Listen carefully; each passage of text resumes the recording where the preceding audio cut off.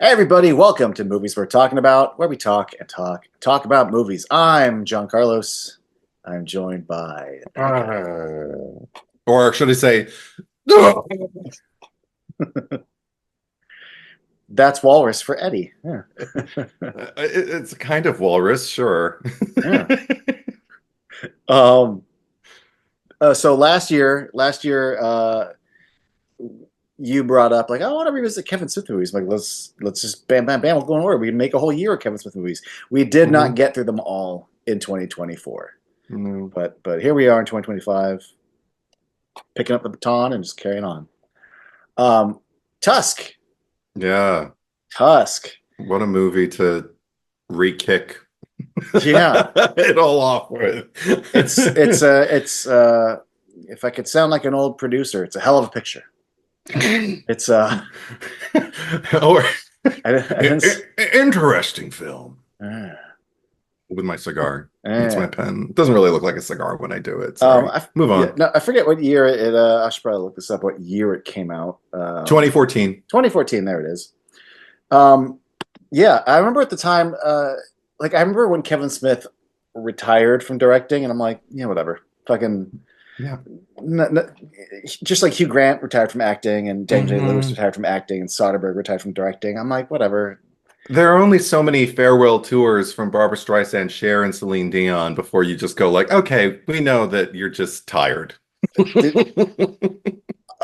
I'm a hetero. Those guys retired. Those ladies retired. They had farewell tours. Is that okay? They had numerous farewell tours. I It had was like no. a Yeah. joke. It was a joke running through the 2000s. Yeah, that they Okay. were always The waving goodbye closest. and yeah. The closest I bump up to that was Cassandra Peterson. Like, oh, this is my retirement from Elvira. Well, no, this is Oh my yeah. retirement from TV appearances. Okay, but now this is my retirement from like not Scary Farm. Ah, but this is now my retirement from public conventions. It's Right, like, how right. many times is Elvira going to retire? Apparently, she's retired from the gig. She'll still make appearances as Cassandra Oh yeah, yeah. Peterson now. But Elvira Elvira is had retired many now. different little retirements, and Oh yeah, yeah, I yeah, yeah. stopped keeping track of them all. They even based a reality show on finding the They next did, Elvira for yeah, someone to pick. And then after that, what did she do? She made shitload of money making appearances yeah. as Elvira. She kept doing knots after Yeah, that show. Yeah, yeah. yeah. So yeah. Anyway, I'm not poo pooing, but I remember just going like, yeah, I know you're retiring from film, but you're already podcasting, and you're Yeah. still podcasting, and there's still like to me like he never went away. Like maybe he Hmm. thought he was done with movies, but I'm like, but between Hollywood Babylon and SMod and just everything else, I'm like, no, he's still here. There was Yeah, no he's still retirement. So producing. Yeah. he's like, oh, make another movie. I'm like, okay, yeah, that makes sense. It Yeah. made it been like an extra year longer than the last gap you had, but it's just so funny. He was like, oh, well, we had this conversation. I'm like, oh, I got to do it after the podcast. I'm like, you were always gonna come back. Yeah, I agree. Yeah. Um, I'll say this up front. I like this movie more now than I used to. Like Oh, because it's been, I think now, I think at this point, 11 years? Yeah, 11 years. Because they were yeah, talking about the 10-year last year. yeah. There was a time where this was ranked at the bottom. Oh, It's not anymore. And hmm. also, like, I don't know, I've just sort of eased into it a bit more at you know. Oh. Rank. It's still not like my favorite movie ever, but like it's No. always been watchable. Uh Okay. and and uh and today's screening was like the most I just sort of, again, like eased in. Like it just, and just like there was less I'm just more like you know. See, it's I interesting. presume that's how it goes, you know. Being penetrated? Yeah. I thought it was clear that it was my bum that I was I mean, I guess it's yeah. a lot of things, but we don't. That's not Yeah. what the podcast is about, No. so we won't go into the details of that. What I will say is, for me, the first time I think was, if we're likening it to encounters with lovers, the first time I saw it, because I think I realized I thought I had seen this twice. Everything about this screening today for the pod was it felt like a second time. I think I only saw it in the theater. I don't think I ever rented it or saw it after the fact. Yet, several images, moments, things remained in my memory. So I will say I don't think it's like greatest ever either. But I do think it's definitely memorable. Like you won't Oh soon yeah.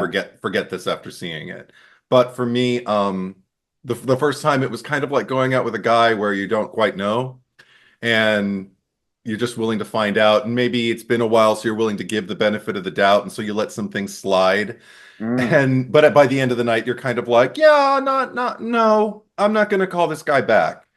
The second time was kind of like when it's been a few years and you do call back, and you go in, you're just kind of like, what was I thinking? Not to say it is devoid of value. I think there's some really good shit here, Yeah, but I over the guy yeah. combed his hair. He put on some cologne. Like he made some effort in some areas. Yeah, but that wasn't enough. For me, Right, it's more right, right. like, but for me, it was more like, uh, I think it was maybe it's just a less of a tolerance from my part too than when I saw it 11 years ago. I think I'm a much less patient moviegoer. I will still sit through everything. I will even like pause it if I need to and like walk away and go. I didn't have to do that with this movie, but um if I'm watching something that, is not agreeing with me, I can't turn it off and just walk away. I need to see it through. Yeah, I've sat there a movie or two where I'm like, well, I guess I'll watch more tomorrow because, and then that Yeah. becomes like a 3 or 4 night event. Yeah, right. Which is also another reason why sometimes I'm just kind of like, you know what? We're halfway through the runtime. Let's just keep going. Like you can do dishes. You can do, you can do Hmm. something else. You can just stroke your cat. You can sit there with the baby and just have like, I'm not, no, literally. Yeah. I have a literal cat that I stroke and say, hi, baby. And I can just, give her, I was doing actually, she was on the floor and she just kept looking at me because she wanted to eat and it wasn't time yet. So I just pet her with my foot, which she prefers, while I was watching the movie. And for a while I was just sitting there just getting her fur all over my sock. And then I looked back and I had completely missed Michael Park's backstory. And I was like, oh shit, now I have to rewind it. So I rewound it and I watched again. And then I only kind of absorbed the shock of the visuals. And then I had to go back again and not look at the screen and just listen to what he was saying because Wow. I got the gist of it, but I was like, there's some shit I missed in here. Like, what? So I went back and I listened to it and I'm like, oh, now I know what she went through and now I know how I feel about it. Just being written about that way. But I guess we'll get into all that. Yeah, but before we get into that nitty gritty, Yeah. I remember I don't know if you were, but I was one of the people who when asked after the Smodcast episode, Walrus Mm. yes or Walrus no, I'm like, Oh, fucking hashtag Walrus yes, let's fucking go. understandable. Yeah, I would have too, I think. it just sounds like a hell of a time. Yeah. Um, and then I remember the only thing noteworthy of, I remember at the time, I don't know if you remember this, in like the early 2000, early 2010s, there was a burgeoning production company called Annapurna that was like starting to release some really cool shit. And I remember Mm. thinking like that's going to be the production company that's going to blow up. And then I remember like around the same year or a year later, A24 started putting out stuff. And pretty much in the 10 years since, A24 kind of became what I thought Annapurna was going to become. So much so that when this came out, I'm like, what the fuck is A24? I forgot this was an A24 movie. But this was back, This is back a ways, yeah. but not also back a ways, but this is something that I think A24 acquired. Ah, Not that A24 put into production themselves. sure. There were a lot of production companies they've at the opening of this movie. They've since then have become people who make their own movies and not just distribute, Yeah. But Another thing. Yeah, go ahead. no, you're another thing. No, another thing is just like because after I saw that A24, I just started going like, what? And then I heard the laughter over the darkness of the screen, and I just and I remember the end credit sequence, and I was just kind of like, oh, so this movie opens with podcast laughter and ends with podcast laughter. I don't know how I feel about that. That was the Yeah. Go on. What were you going to say? I remember sitting in the theater though, No. and I forget what the hash. I think the thing was you could. It wasn't Walrus yes. There was some other hashtag that if you took a photo of your ticket and did the hashtag, when it comes out on DVD and Blu-ray, your names will be in the added credits. Oh, okay. So I remember that night, I took a photo, I did the hashtag, and then I started scrolling. I tapped the hashtag. I was just looking at all these photos of tickets. And in the middle of all these photos, there's just one photo of the walrus. I was like, blah, because they don't show you the walrus at the trailer at all. No. And none of Kevin's photos showed it. Like, they kept that a secret. And I was like, fuck, this movie's Yeah. going to start like in 2 minutes. And some asshole just, God damn it. Thankfully, I also looked away so quick, but I was very aware that, like, oh, so that's what it looks like. Yeah, big old pink baloney monster. Yeah, because we had no idea. I didn't. Yeah. So I remember that shot, that reveal, like, was ruined for me. Well, whoever that asshole was, fuck you. I mean, if it's any post a photo of your ticket. If it's any yes, you were, and we weren't as internet savvy then, I think, as we are now. But yeah, I know how to swipe left so fast these days, but I miss so many spoilers. I think I even told you, you were like sending me a message, like, I don't know if you see, I think it was the Superman trailer like a month ago or something like that. It dropped, and you were just kind of like, I'm gonna post some things. Have you seen the trailer? Because there might be spoilers. Then I don't know if you know. And I'm like, at this point, I don't care. But I've gotten really, really good at like saying something I don't want to see, and I just skip right past. Oh, there's blue and red. Fuck, and then you swipe. Exactly. Yeah. Like, but nowadays, I really just don't care. I'm just kind of like, you know what? If you don't care, fine, ruin the experience for me. I don't care. But I do. So, like, I just told you before we started recording, I haven't seen The Substance yet, and everybody's posting about The Substance, and every time I see something that looks substance-y, or the second I start to realize, oh, I'm looking at The Substance, move on. But so it's still no spoilers, thank God. That's good. Yeah, but with this one, if it's any consolation to you, I know a lot of people for whom that moment where the reveal itself was the disappointment. Laughable. Yeah. That's definitely like a turning point in the movie for me. I used to say, I say used to because as of this viewing, I don't really feel this way anymore. Okay. But it's weird because I felt this way for so long. I think this is only my fourth time seeing it, maybe fifth. Okay. I saw it in theaters, then I saw it on Blu-ray right when I bought it. I watched it one more time, and then I watched it today. If this is the fifth, I don't recall when, but I felt very like there's a first half. It turns out it's the first hour. Feels like one movie. Yes. And then the next 40 minutes is a completely different movie. Yep. And I used to say that I like that movie and I like this movie. I don't think they fit together very well. I'd rather enjoy a whole movie that felt like this or a whole movie that felt like that. But these two, it's like someone took half of like a pepperoni pizza and half of like an artisanal, and they put them in like these don't. I can't take a bite of each of these. I was going to say pepperoni pizza, ham sandwich, like or that. Yes. You know, I still am very, and I've mentioned that as one does talking about movies with people over the years. Yeah, I've thrown that opinion out, and more than once I've heard someone say, "Oh yeah, the second they reveal him as the walrus, or the second Johnny Depp is introduced, it's a different movie." And I go, "Yeah." I still feel that like the two acts basically don't bump up against each other to me anymore.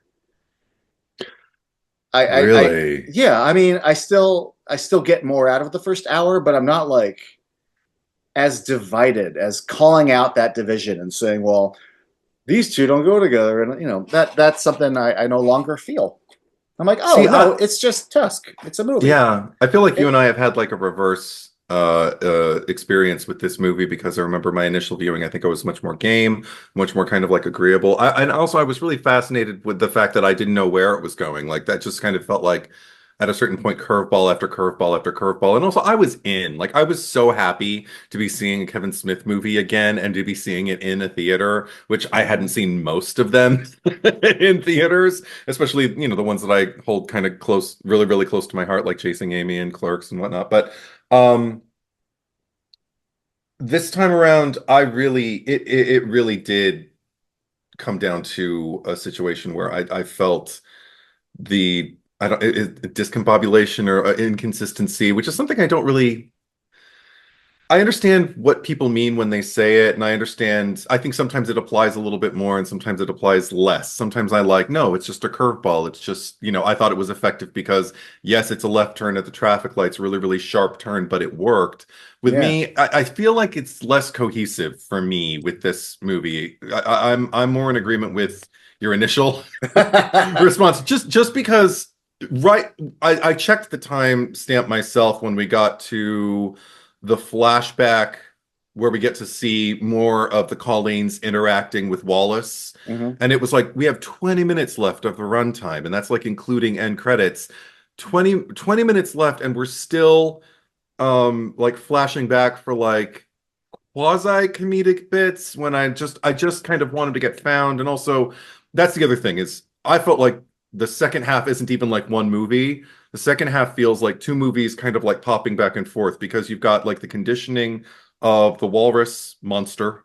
Um and then which is where I think the horror and the torture porn of it all like kind of like leans into a little bit more tonally. And then you've got the Guy Lapointe and all of that, which I arguably I don't really see as humor, but just as like very specific. It's such an incredibly particular flavor that I can't really point at those moments in the movie and go like, oh, that's like in this other movie. Because I remember thinking at the time when I saw Johnny Depp playing Guy Lapointe, I was thrown back by how impressed I was because I saw what as he was introduced, he was just kind of like this dazed man whose eyes keep losing focus and everything like that. And he's got all the food and and I'm just kind of like, oh, so what is this? Is this funny? Is this I mean, he's being brilliant though. He's completely disappeared into this role and he's just having a great time. But then I think the turning point for me, which probably maybe encompasses what this movie is attempting to do, is like he doesn't lose any of that characterization. He's still very much the same person, but it went after the flashback of his interaction with Michael Park. All of a sudden, you see pathos and you see regret and you see a man with kind of like an almost subliminal mission to save someone. So, save the next person from this destructor, this person Hmm. who is his quarry. And it's not done like emphatically seriously, but it's also not thrown away. Like it just exists in him. And I remember just thinking, how do you do that? Like the commitment and it all worked because I remember I felt really kind of moved by the moment where he says like I think that man was behind. I can't do a good Guy Lapointe, but he said like that man was behind the door inside the cabin and I didn't go in and I was on the porch and I'm like he says and the mother and the crying and I'm like oh my god, like I do believe everything you're saying, but I totally also know that you're a character and not like a three-dimensional person. How do you make all of that coexist in a way that I'm just still fascinated by that. Acting. Acting. I mean, So he yeah. is known to be a good actor. So, I mean, I mean, I yeah. mean, it is actually rather fortunate that for all the humor of his accent and his dick nose and his silly little eyes and all that, that Kevin Smith landed because again, that yeah, like what you're describing, if you're kind of making it comedic, Mhm. I'm just saying, how do you land that plane? There's some other actors maybe don't and Yeah. steer it into one direction more than the other. Hmm. So kudos to him for Johnny showing up in just the right way. Yeah. Yeah. I got one of the things that this was the least that Guy Lapointe has bothered me, Oh. and I think one of the reasons why this isn't a slight because I love Yoga Hosers. I'm like one of the few people on the planet who fucking really fuck with that movie. But Guy Lapointe, that whole movie's tone is so zany, Yeah. and Guy Lapointe, like they kind of even dial him up a bit. Like I think his mole moves throughout the movie, and they have the guitar solo at one point during the credits. Like it's there's the picture. There's more gags. It's a sillier thing Sure. they're doing with him. Yeah. And having seen Yoga Hosers many times in the last several years, So being exposed to like that version of Guy Lapointe and that tonality, to then watch this after watching it so many other times with the Yoga Hosers, I was like, oh, okay, like this actually goes down a little easier because it feels dialed back in comparison to Yoga Hosers. Yeah. So, whereas the first time I saw it, you spend an hour watching this movie and like, where's Wallace? And oh my gosh! And then, hello, I have my cross-eyed, and it's like a Borat character, It, Sure. So I recommend watch Yoga Hosers a lot. It's a spoonful of sugar that helps the medicine. It's not even medicine, but you know what I mean. It's I get what you mean. And I've still, because I know he wrote the part. He wanted Quentin Tarantino to play it. And Quentin said no. Good. Yeah. That would have I mean, it's not like Quentin. I think Quentin's a good actor too. Like I saw him on Broadway and Waited Until Dark, and I thought he was really, really fucking good. And I got to tell him it was nice. But do I think he can do what Depp did? I don't know. I don't know. I'd be surprised. I'd love to see him try, but I'd wonder, would he? I feel like he'd lean, like you said, like more in one direction than the other. I'm not sure which. I don't know if he'd think like, well, I'm just having fun, so I'm going to fuck around. I could see what Quentin was. I mean, what Kevin Smith. Like I almost see what, but I think it'd be more comedic, or at least. I mean, you can still play the beat with regret, but I don't know if he pulled the same emotion out of you. No, that he pulled, but yeah. Johnny Depp's always been good for me at like a subliminal layer of like whatever I need from that role, especially if I get to see it remade or if I get to see it on stage later, like with Crybaby. Like I realized when I saw the musical Crybaby, I was like, oh, I miss Depp because he made me believe I am kind of like the patriarch of this weirdo, this motley crew of people who are like outside of the system but I'm the one who can wrangle them all together, who can be the heart of the group and the leader and everything like that. And I never realized I needed that from Crybaby, Mm-hmm. But when you don't have it, like, nobody would follow you. Interesting. I won't name the performer. Right, but there's just certain things that you kind of flavors that you need to bring to the performance that turns out you miss them if they're not there. Yeah. But it's interesting from a casting point also, just like I re-listened to some of the Walrus chunk of Walrus and Carpenter podcast. While I was setting up and everything, and I had forgotten that Kevin Smith was already pitching who was going to play the lodger. And the first name he came up with I actually thought was brilliant. He said John Cusack, and I was like, oh yeah, Cusack, Justin Long, kind of like a very similar, just not just like, pale, dark-haired guy who's a really, really good actor, but also just kind of like can kind of do anything you throw at them. Like, Oh, yeah. Well, I mean, because he refers to John Cusack as the lodger. I feel like lodger is the one who's applying. Yeah. Applying to... you mean, yeah, the one who gets in the walrus thing. Oh, right. I mean, yeah, that's what I thought too. Yeah. Okay. The way you were speaking, I thought you were speaking of the Michael Parks part. No, I said Justin Long. Both pale guys, dark hair. Oh, okay, yeah. Really I thought you meant the two of them in a scene. I'm like, wait, what? Oh, no. Yeah. Got it. Interchangeable as far as the casting from my And then he mentions James Franco, which you know, but like thank God that didn't happen. Thank God. Right. And enough said there, but but at the time, I do agree with them because James Franco seems to be an actor who was afraid of nothing and was making a lot of interesting choices. Yeah, kind of all over the place. Yeah, even beyond his screen career, just all over the place. So like, he loves jobs. Anyway, the other thing about Guy Lapointe, since we're talking about him, the thing that I always find so fascinating, and I've heard this sort of thing a few times. I think they're already. It wasn't like he was a last minute guy or anything, but I think they're already filming when Johnny Depp came to shoot, and I think he was only there for like 3 or 4 days. I don't remember the specifics. But Johnny Depp brought his makeup guy who does his makeup like on every movie.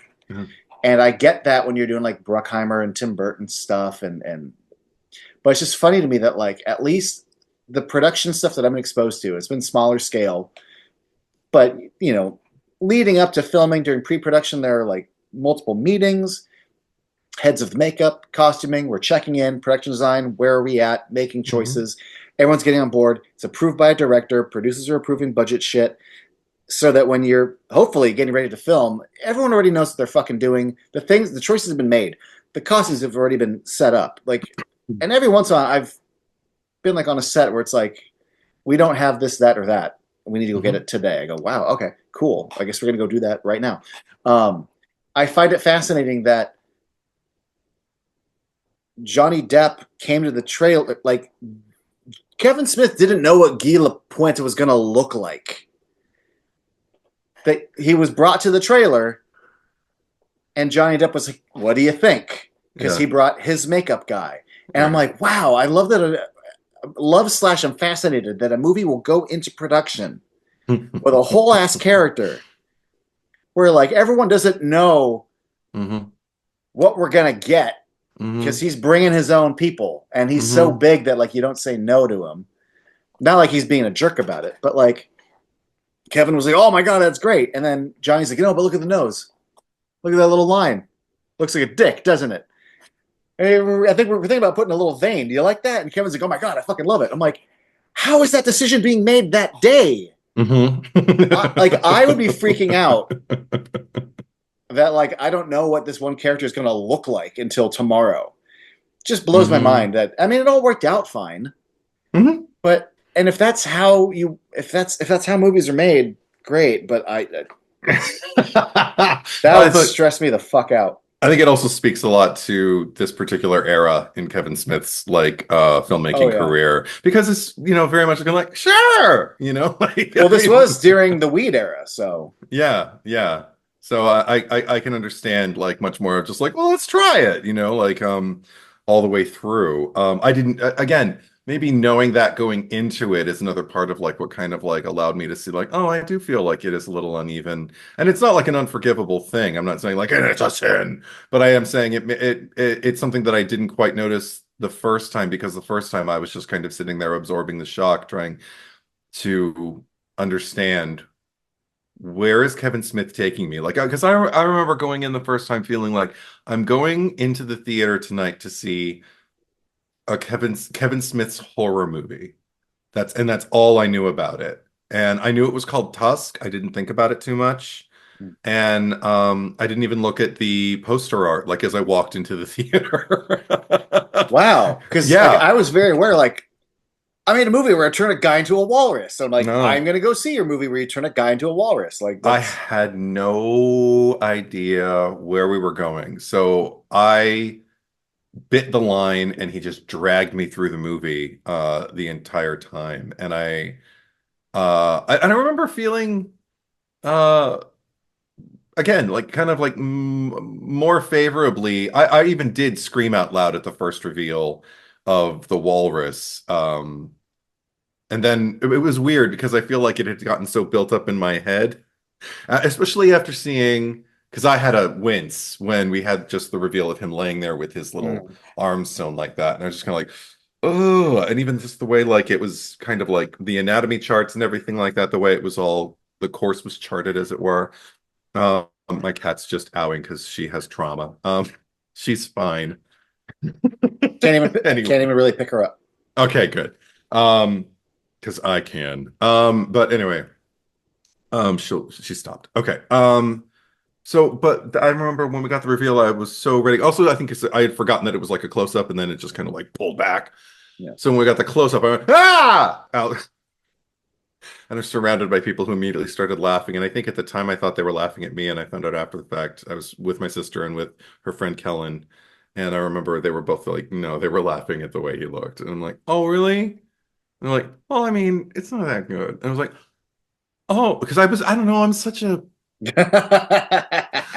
And I was just kind of like, and the more I thought about it, and now while I was watching, because I know what it looks like and everything, especially because I saw that, and I remember thinking like, oh my God, he's going to be this human monstrosity that's just kind of, and then and now I look at it and I'm just kind of like, well, his flippers aren't up here. Now they're like, you can't even see where they are when he's in the suit because they're down where his hands would be to give him more mobility and to keep it more open so you can see his face. But I'm just it made me wonder, like, what if they had leaned into kind of like the brutal slapdash of it all, and had like his head, like he had Tusk, so he had to turn his head to the side to try and or prop himself up, or had to like use his knuckles or something. Like if they would have really gotten into the body horror of it, and not just kind of going like, and now he's got like a suit, I'm glad we're a talking about flesh this. suit. Yeah, That has definitely been a point for me over the years, and this is again something about this screening, and these little tiny things all managed to wash away, because I remember being so disappointed because we see so much close-ups of the surgical tools. sure. And there's 3 charts we have these lingering close-ups of. One's a chart of a walrus, one's a chart of a human, but there's this middle chart. Right. And it has a human skull, and it has the tusks grafted into its face. And you see the placement of the hands, and the thing that really fascinated me was when we see the lower part, that like different bones have been repurposed to create from the waist and the hips bones that would go into a tail. Human bones manipulated to support a tail. That really sells you on the idea that this is going to be a body horror where this guy gets turned into a walrus. We're seeing all this blood, we're seeing flaps of skin, and then even when he's in the suit, I remember me and several other people, we all kind of thought like he got like, that's all like kind of a part of him. But the way that Michael Parks just gets up and rips out of the suit, and you realize like, okay, no, he's just sort of sewn into this. Always was a bit disappointing for me. Yeah. It wasn't until this screening where I ever really noticed the fact that Michael Parks says, "I've been working on a suit." Right. And I was like, oh, well, I mean, he says it up front. And, you just sort of accept that, like, okay, no, but in order for me to make the suit work in a way I want it to, I still sew your arms to the side of you. I still lop off your legs so that the back, your hips, this is how we flop you around. I don't need those legs back there. In fact, I need those bones to support your, because the thing I do like about it is that it's not visually a walrus. It's a man's suit. The tail has fingers, human fingers. You see pieces of a face, pieces of an ear. That I don't think I noticed the first time. Or that's one thing I didn't socket. remember. Yeah, the second time I saw it, I was like, he's using other people to make it. I go, okay, so we have like a Texas Chainsaw kind of thing here going. That's fine. But this is the first time where I accepted up front, as opposed to just going like, yeah, I guess so. He just kind of sews you into a suit. I was like, no. This is just what he needs from you to be in this suit. And he still jams the bones into the face. So there is still something. Mild, like they talk about losing the teeth and losing the tongue. Yeah. I do notice in close-ups he still has his bottom teeth. And I'm like, okay, well, you still might need them to eat. I get it. But I remember being profoundly disappointed at first. It was like, oh, it's just a suit he's in. It really felt like it was going to be body horror. And I realize now all the text is there to support it. The only thing that I would tweak to make it go down perfectly, just get rid of that fucking poster of the 3. Get rid of the 1. Because I think you visually see that. You see the artwork of a person that's half man, half walrus. And it really sets an expectation. Yeah. Just get rid of that poster. Because all the text is there to support it. Yeah, perhaps. I also just started wondering, like, where did he get all that skin?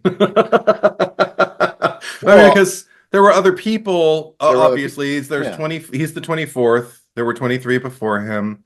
Some of them are like buried underneath, but he had to like use skin to like make those suits too. Yeah, I presume he just killed other people and got their skin.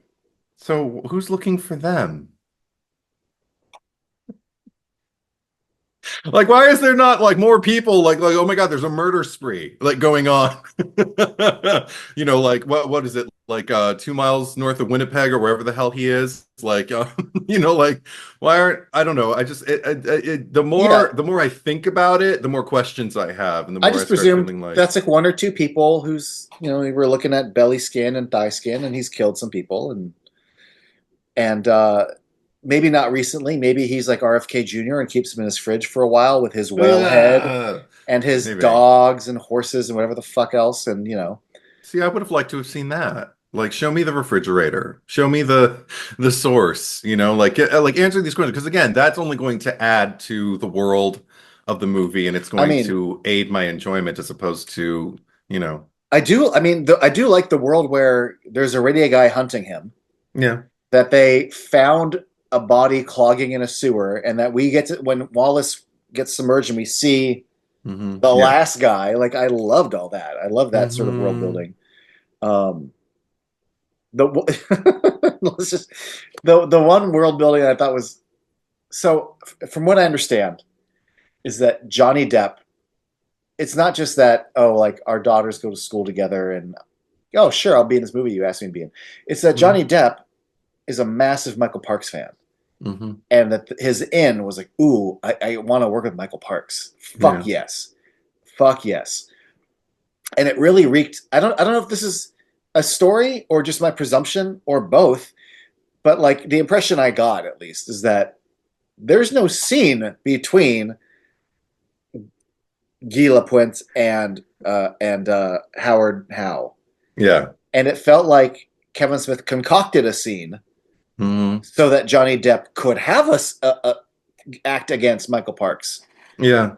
It Um, it barely felt even written at sometimes. I was like, oh, he's just rolling camera and just letting them play. and we are just two actors doing funny voices and kind of Right, right. and if you wrote out what the scene needs to achieve, it goes on. I don't feel like it goes on too long, but it goes on too long for what it's supposed to do, Sure. which is establish these certain things.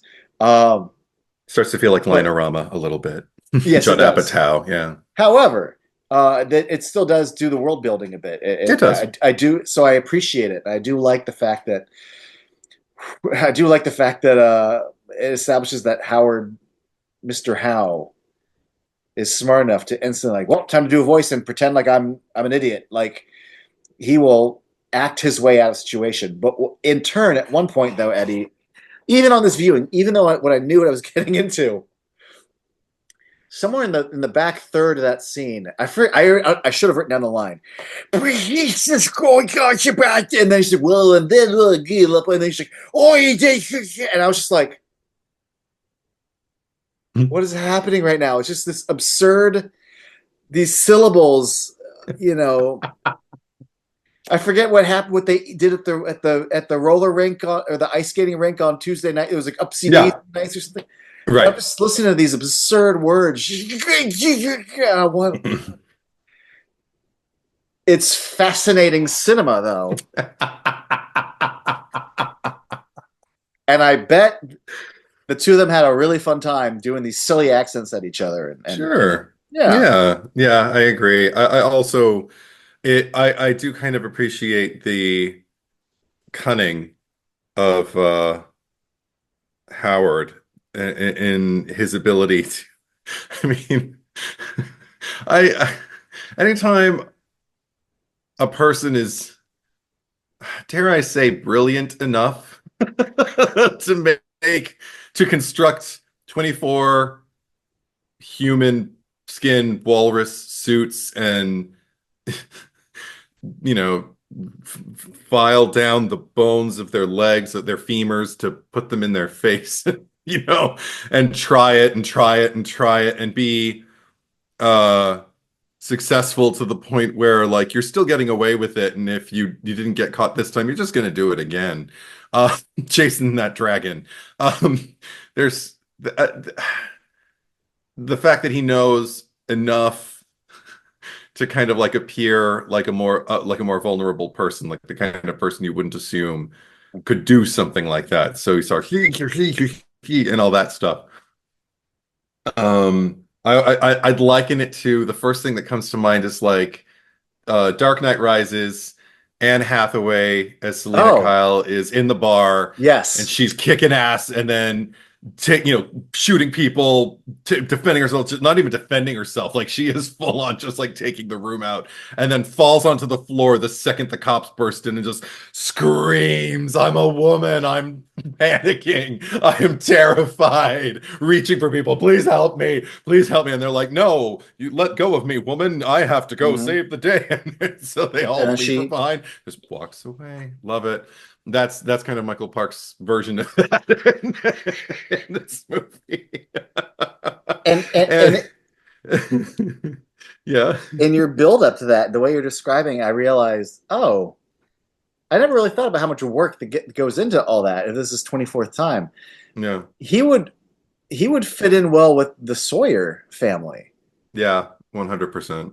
And then I realized that the way he acts with Guy Lapointe in the flashback is like, oh, and then that guy would get along with the Sawyer family because he's very much like, oh, get that bitch. Yeah. But he'd also probably just like find a way to wrangle them. He would definitely become like the patriarch of a family like that, 100%. Yeah. I'm just saying, I could see Michael Parks in the van going like, it's a good picture. Pay me now. And then all of a sudden turning around like at the moment you're tied to the chair with the hands on it and everything like that, and he'll just turn around and go like, well. Like, what do we have here? You were in a hurry. Like all of a sudden, like that was a guise to make you, fear me but not suspect me. And now I'm going to turn you into something monstrous.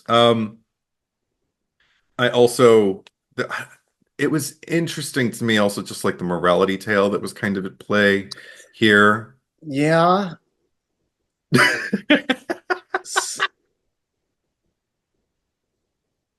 Can I just throw this out there first? Please do. I think Wallace is such an asshole.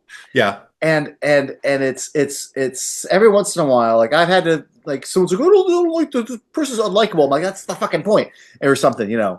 But like, I don't want to say like I'm rooting for. I'm not rooting for Mr. Howe to put him in a walrus suit. Okay. Like no one deserves that. But he isn't a guy I'm rooting for. Like within the very beginning. Yeah. This kid is being made fun of on the internet, and this kid kills himself, and his response is selfish little prick. And I'm like, I don't like you. No, and then when you find out that he's cheating on Allie, and that even his buddy talks about all the times he's cheating on the road, I'm just like, I don't fucking like this guy. And he's not obnoxious, but like, I mean, there's some humor to be mined from the way he's approaching stuff, but just like, I wouldn't stand being in a fucking room with him. If I was in a bar with him, I would try to get away from him and the group. He's very egocentric. And it just breaks my heart when they have that whole scene about old Wallace and new Wallace. And it's interesting that you refer to it as a morality play, because I want to hear, I get the beat. It's very easy. They flash back right to it before it happens. Like, sure, you don't cry anymore when you get stoned and watch Winnie the Pooh. Yeah. We really lay it out there that my grandfather said that's what makes us different from the animals. We cry, and then we cut to him, and he's still in there. And I go, yeah, I mean, I get when you have an unlikable character, but is there more to it that I'm not seeing? Tell me about this morality play. Because all I know is he's a prick, and I don't like him, and then fuck him. Like, well, it's interesting because I think I had a little bit less of a strong reaction to it. I definitely perceived him as like, okay, dude, maybe reel it in a little bit. But I also felt, number one, that he was written by Kevin Smith and acted by Justin Long. So when Justin Long as Wallace like moves into Michael Park's domain, his space, he's a guest in someone else's home, yet he won't stop self-aggrandizing. He won't stop. It feels like snacking, but I think he's just sipping his thing. Is he eating too? I don't remember. He's sipping the tea. He's drinking the tea too. It's really tasty tea. Yeah, and he and he's got his what was it called? I wrote it down. The chug a lug. Yeah. Yeah, and he's just kind of like running at the mouth and cursing and beyond cursing, just being really kind of vulgar. And I watched him, and I understood like, okay, number one, I don't get into the house of someone who's like, let's say 55 plus, you know, and beyond, and start talking like that, number one, because older people tend to be I won't even say conservative, but maybe just like a little bit more mannered. And the last thing you want to Yes. do is throw your weight around and just kind of take up space and act like you're the most important person in the room. Like also feels kind of ageist, feels And like, not to mention vulgar. And yeah, even he addresses the mouth on him a bit too. yeah. Yet at the same time, I'm also witnessing Justin Long playing this enthusiasm. So, and it's, I would call it childlike if I didn't also align it so much with Kevin Smith. And Yeah. Justin Long and Kevin Smith are pretty tight.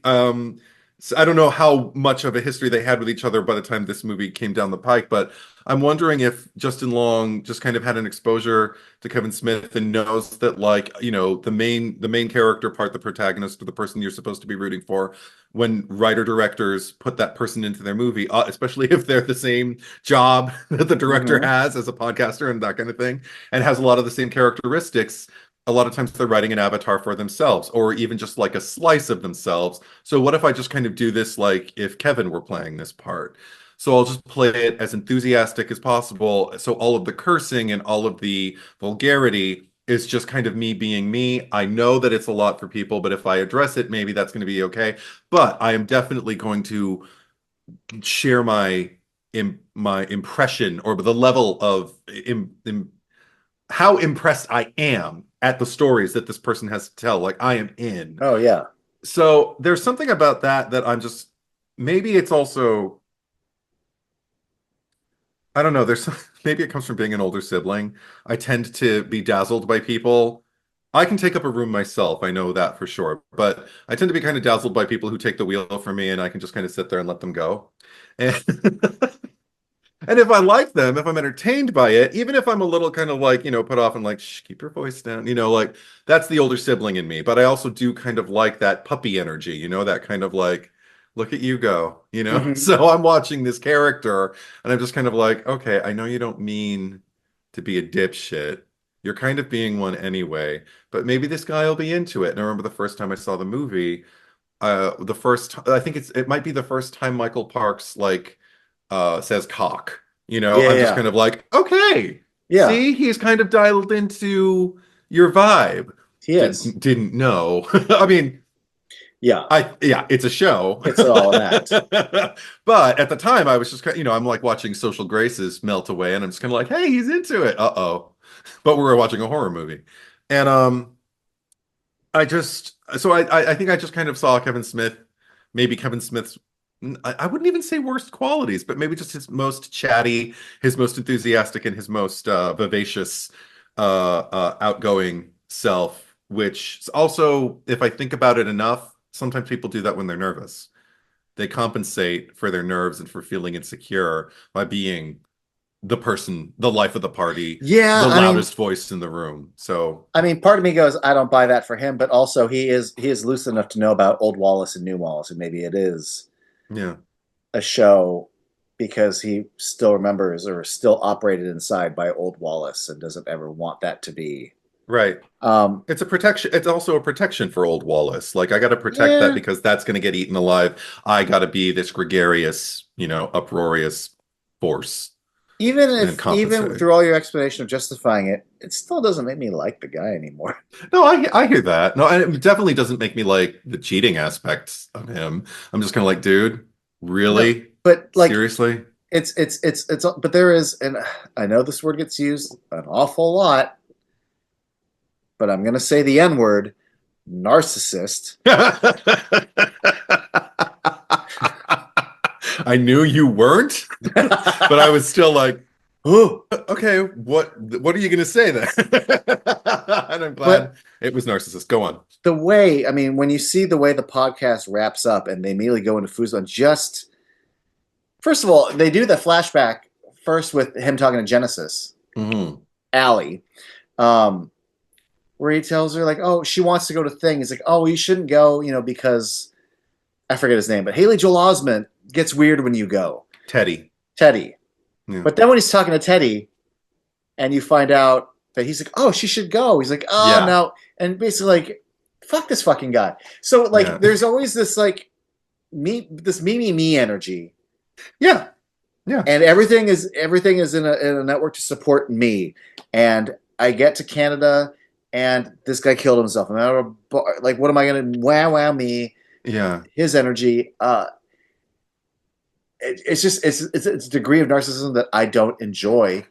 I'm not saying I don't like him to the degree where I don't like the movie, but I am certainly never like, oh no, I hope he makes it out of this okay, and then turns his all around. Like, no, like, well, I'm fine if something bad befalls him. Like, he's not great. Well, the only thing, I think the thing that draws me in is he's insensitive and. Yeah, I agree. But I think the thing that draws me in and that kind of like not even redeems him, but just makes him watchable for me. And again, it goes beyond, makes it all of a sudden like likability not matter anymore, is the level of Justin Long's performance once he's immobilized, as he's really starting to take everything in and put things together before the suit is introduced. We'll get to that in a little bit specifically. But also, the fact that I can watch. I think I was raised watching things happen to people who aren't good people, like, in movies and TV, and I can watch like an unsympathetic character and go like, oh, okay, well, they're shitty, but they didn't deserve that, that kind of thing. But also, I did have a question for you. Okay. Because I'm unclear. Oh. Because when I first saw the video of the Kill Bill kid and everything like that. Oh, man, do I have a note about that? Go on. Okay, so I'm watching the scene about the Kill Bill kid, and I see it happen, and everybody's laughing, and I'm just kind of like, oh, okay, the kid put together, and maybe I'm just thinking with a 2025 brain. I don't know, but I'm just kind of like, oh, okay, so the kid, like, did a Kill Bill thing, and then, like, he, like, CG'd his leg off really, really haberdashered, like not haberdashery, that's hats, but slashing, hack and slash. Yeah. Like dippity doo, ooh doo doo doo doo. Look at this special effect I created, and they're laughing because it's funny. Okay, was it really supposed to be that the kid amputated his leg and they were laughing at it? And they were laughing at it. And then so then when they go out, because I was so confused when they went out to go visit him, and then there was a funeral, and I was like, oh shit, wait, was that real? Did he kill himself? Did he bleed out? But then they're saying he killed himself, and I'm like, wait, okay, so suicide from the shame of losing his leg, or from the prospect? Okay, from the shame of that footage going viral, and now everyone's laughing at you for being the fucking Kill Bill kid. So was he wait, so did he post it after, or was it a live stream that went wrong? No, more questions. You have to read. One of the text cards in the video says, I found this video in a laptop, a used laptop I bought. So the Kill Bill kid is the original owner of this laptop. Oh, Jesus. Probably deleted it, but didn't really delete it. Right. It's in the trash, but the trash isn't emptied. He ends up selling it, donating it to Goodwill. Someone ends up buying this used laptop. Sells it on Amazon, Best Buy, whoever the fuck, Anyway, someone finds this video file in it, uploads it. It goes viral. This kid, basically, he's the Star Wars kid. Yeah. And that Star Wars kid was, I forget what school he went to, what college he went to, but I know he was horribly ridiculed by like everyone on campus, just walking to class every day and stuff. Yeah, so people are assholes, sure. So he kills himself over the shame, and at that point, he's already lost his leg because there's a wheelchair. He's in a wheelchair. Yes, I say an empty wheelchair, and I'm like, oh. But so he really cut off his leg. But then did he die from the wound, or did he kill himself because of the shame? So now he survived. He survived the initial wound. Okay. Killed himself over the viral shame, and that's where that jerkness in the face of somebody's tragedy. Yeah, and that's where the morality tale comes in for me. Yeah, just like be a compassionate. Don't be an asshole when you get news of a tragedy, just because now you have to, I spent $500 to fly out here. you're out like $500 for a flight, and now you're like desperate to go to some. Okay, because you're an idiot. Because now you're going to go to some piece of shits in the middle of nowhere mansion or whatever, drink the tea that he made for you, and in that vein, I just kind of felt like, well, he's kind of asking for it. Like, can't you meet somebody? You're supposed to meet them in a neutral territory. Well, that's what's interesting, right? Because there's a whole wave of horror movies in the 80s. People complain about how, like, once you get to the later sequels of whatever franchise, these are just characters that are just designed to be killed. Like, half of the time they're just asking for it. Mm-hmm.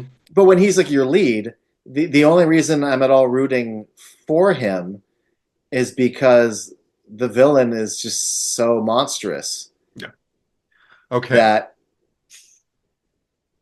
go on, please. I mean, we'll get him his. No, I'm just saying that, like, there's an unreasonability to him. Yeah. And what he wants to do to you is maniacal. Sure. So once Justin Long is playing the fear, like when he's leaving the voicemails for Allie and Teddy, like A+, 10 out of 10.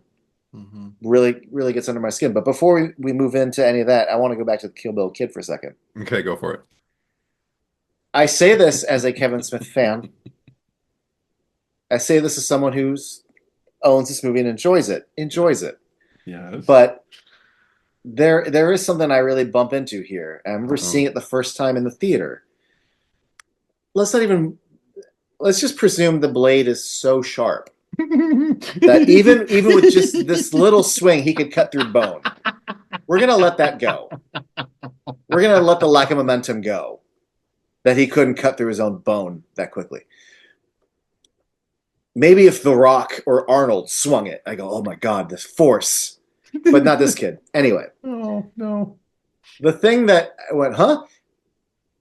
And I can be nitpicky about CGI, but when the CGI is that questionable. Yeah. When it doesn't look photoreal at all. Mm-hmm. My first thought was like,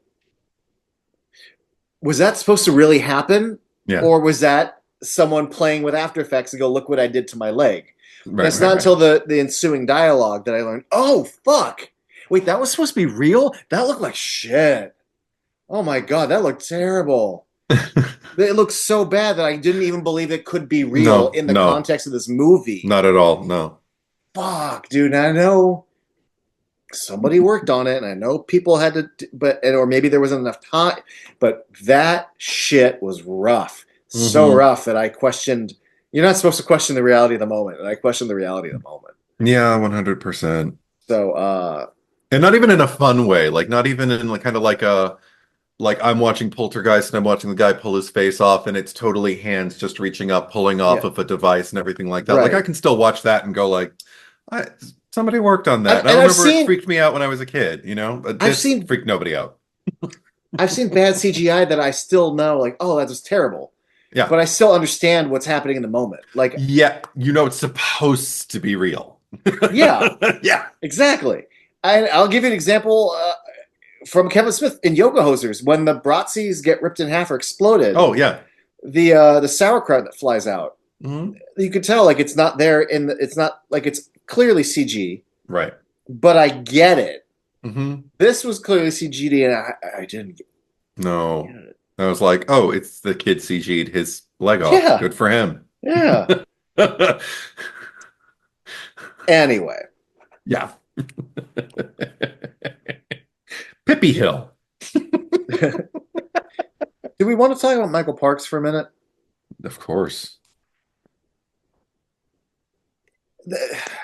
I'll just start off by saying this, and then we can get into the nitty gritty. But the thing that sticks with me the most, because I find, Red State really got under my skin, is so grounded, and this is much more theatrical in the way he draws things out and the way he plays with them, and I prefer, not like the apples to oranges, I prefer the Red State, but this is a different kind of beast. Sure. The thing that works for me the most besides the second thing that works the most is the duality, the lying, the playing my dialogue while knowing his intent underneath for these first scenes pre-surgery. What gets me is after the surgery when they're having the dinner together, and Justin Long is like, enough with the lies. Like, there was no spider, right? Like, once all that's revealed, and Justin Long is just screaming for help because you're in the woods and you're hoping if you just scream loud enough, someone might hear you. And the fact that Michael Parks just meets him and just starts screaming too. And we have that shot from outside the house of the two of them just screaming. I've said this before about other movies. There's a thing in horror. One of the reasons horror can work for me is when we're in a situation that you can't talk or logic your way out of. And sometimes it's because of a serial killer. Sometimes because it's a beast or a supernatural thing that doesn't even have a human brain sense of reasoning. But the fact that it's like a human-ass man with a human-ass brain who is choosing to just shut you down and make fun of you for it. Like, that fucked with me. And it, again, to bring it back to TCM, it just reminds me Marilyn Burns with the screaming and all that. Oh, at the table. And Kevin Smith is a big Texas Chainsaw fan. Big. And it shows in this. And I feel like it's occurred in many films. I feel like just even, I think the first time I ever saw it was in Creepshow when Leslie Nielsen buries Ted Danson in the sand up to his neck. And he starts screaming he hasn't buried him yet, though. He's got him in the hole and he wants him to pull the sand in. So he just starts screaming because he's got the gun at him and he's screaming for help. And then all of a sudden, Leslie Nielsen just goes like, help! Won't do any good. And I'm like, oh my. And I'm watching this as a little boy. I think I was like 4 or 5 years old.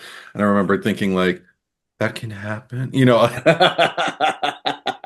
So yeah, that's my jam, and that's definitely like the key. That fucks with you as a kid too. By the way, I just want to say, when you see that adults, because you know who's shitty to me as a kid? Other kids.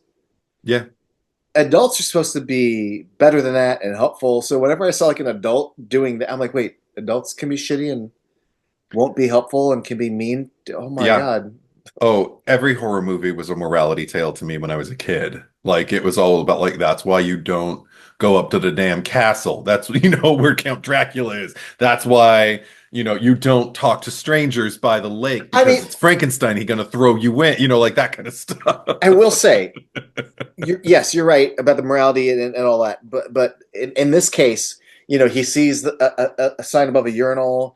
And you're like, you're in a foreign country. It's at night. You idiot. You went to this house. And I go, I don't know. That maybe one step back removed, I see the finger wagging shame morality tale of it all. Not morality tale, but the judgment. Yeah. But within his journey and within this movie, one step forward, I will say, I think the movie does a good job of setting up with a security guy about like, hey, we're red and white, but we're never blue, eh? Like, sadness is something that America invented, and you guys are all nice here. Like, we're not just nice. Like, we set up like Canada is nice and hopeful and pleasant. Like, we set up that like he's just an old man in a house. I should be fine. It's Canada. The movie seems with Wallace seems to say.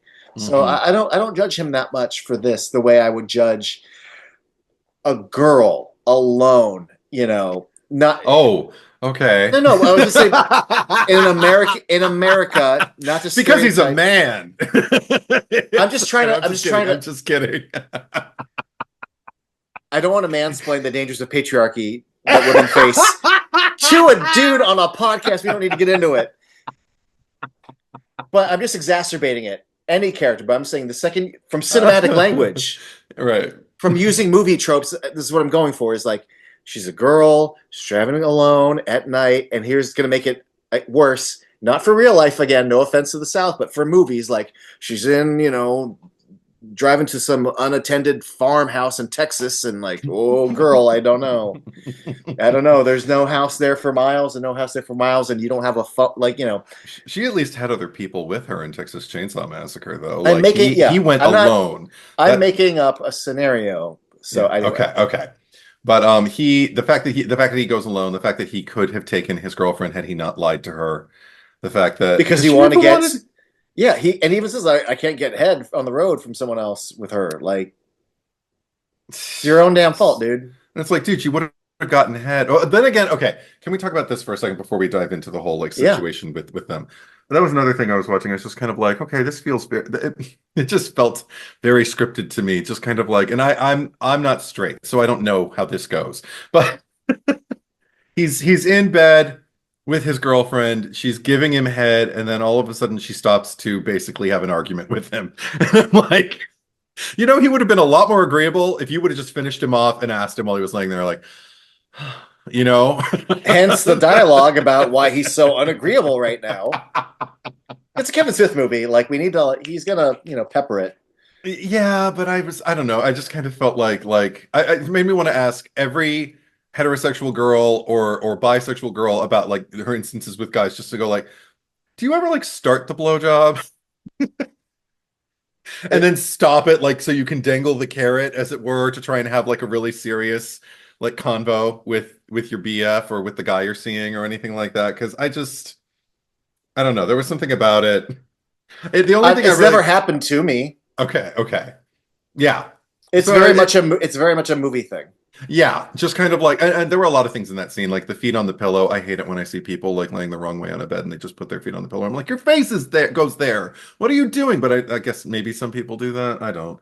But the thing that I did like about it, there was one line in it that where at the moment it had one meaning where she talks about me missing old Wallace and she missed him being soft. And just like, oh, there's nothing soft about me now. And I was just kind of like, okay, it makes sense within the context, but it also makes sense within, again, what you alluded to at the end with the tears and everything like that. I didn't even need all that because I feel like the seed was planted when he says nothing soft about me now. And she says, I think, and that's the problem. That's what I miss about you. I'm just kind of like, no, because he's going to meet his vulnerability at the very end where he's kind of like maybe the last conscious moment, let's hope, that he has of like his human life as a walrus resigned to that, which we will get there. I have so many questions about that. But is man indeed a walrus at heart? Oh, and when did he ask, or when did he say, I think he said it after that to Teddy, I can't be me if she's around. And I was just, again, that was another line that just felt like a seed planted for later.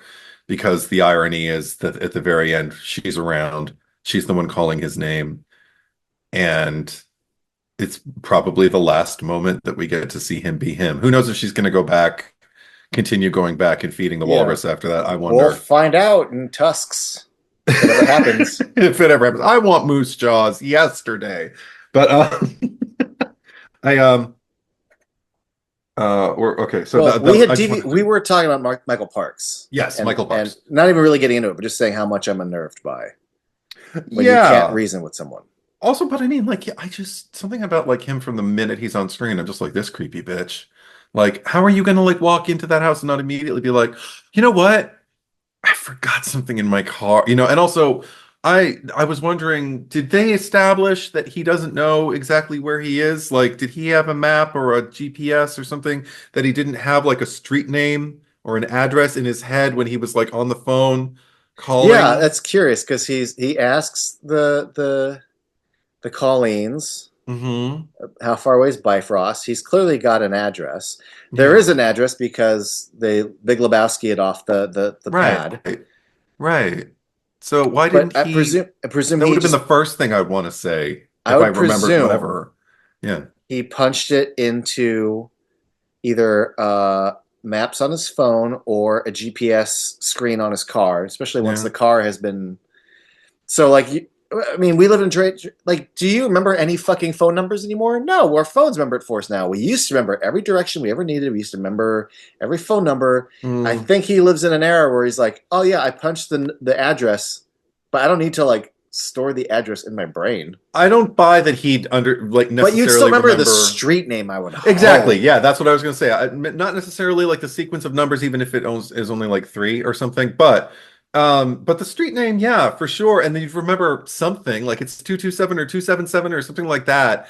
And because I mean, But I do that. I do that. I I remember agree it's like with so, you. yeah. However, I do. I again, there's that form of narcissism where like that date. I don't like if Teddy or Allie were with him, like here you fucking drive. Like he wouldn't even Mm, concern himself with it. I feel like once it's in the GPS, I don't. hmm This is not important to me anymore. I just follow Okay. the fucking arrow till I get to the house. It still bothers me, It's but some okay. bump. Right, 2 hours. Some bumfuck little Canadian little. But yes, I am surprised he doesn't remember the street. Yeah, there was that other moment I that get I did. irritated that Yes, when he's on the phone both times, he doesn't say, I'm in Bifrost. right. He Yeah. just says, oh, I'm 2 hours away from wherever the He fuck. he leaves panicked, but so like a somewhat kind of like coherent message the first time, and then he calls somebody else and basically like leaves exactly the same information. I would be like that would be a note. Like if Kevin Smith handed me the script, I'd be like, have him reaching for like something else. Like it doesn't even have to Yeah. be something of consequence. Like maybe he's just about to say it and then that's when he gets hit. But you need to have us on like not even on his side, but in his shoes. And I understand like it's always a tightrope walk. Like how smart are you going to let them be? And also how many mistakes, how many mistakes is too many to the point where the audience pulls out and goes like, Jesus Christ, okay, fine, just die then. Because you're stupid. Or is it still some people still even see that as like immersive because at least I give a shit. At least I'm leaning in going, no, don't do that. Like some people still see that as a win. I feel like in this day and age, in 2014, it is still kind of this day and age to me. I'd say the thing that I tend to crave the most, and I don't get it nearly as often as I would, get somebody who's moderately capable and kind of does, if not everything right, a lot right. Mm. Have things occur to them that wouldn't even occur to me, so I can go, oh, that's good, and then have it not work out anyway. Like Mm. the trap is the situation as an inescapable, inevitable fate. That's the scary thing. That's probably the scariest thing to me these days, as opposed to watching somebody and just going like, "You dumbass," because I've seen it. I've seen Yeah. it done. So, and I feel like there's a lot of moments. There were some, again, it's a tightrope walk because I did not remember this, and I actually kind of liked it again as like a little symbolic microcosmic moment when he's pissing and you see the little TP cozy staring at Oh, him with the yeah, yeah, big yeah. eyes, and he turns it around, and I was just kind of like, yeah, enjoy the privacy while it lasts, because you're about to go into like a fishbowl, basically, and have that lifestyle. Your anatomy is going to be compromised. So hold on, enjoy that dick while you're holding it, because while it's not going to be violated, in a sexual way, you're as we've had confirmed by Guy, um, who knows what's going on down there? Like that was another thing. Like I don't need the answer to it, but now I'm just for the first time, I'm wondering like excrement, urine. Yeah, he's What's just in going what's going on with that? he's sitting in a fleshy bag full of his own piss and shit, I presume. Why would Michael Park want to hang out with that? Yeah, I have to wonder, did Michael Parks even think about that? Does Michael Parks, does one of those little things in the back kind of flap up? It's almost like a onesie, like an old Western guy. And he can kind of, I, Also, it's like welded to his face. And that was another thing. Okay, sorry, just like to jump to the end again. Like just like when he shows up and he's in his little enclosure and everything like that, I'm like, he still has the stitches in. He hadn't healed. Like by now, like it still looks like, kind of this is bloody and kind of like smaller budget. We got and the one suit. yeah, This is what he looked. We don't do Wallace Mark II. Like, but I mean, even like, I don't know, I have to ask this question now. It, like the ending is so there's not even a word. I kept trying to come up with a word for the end, for like the epilogue.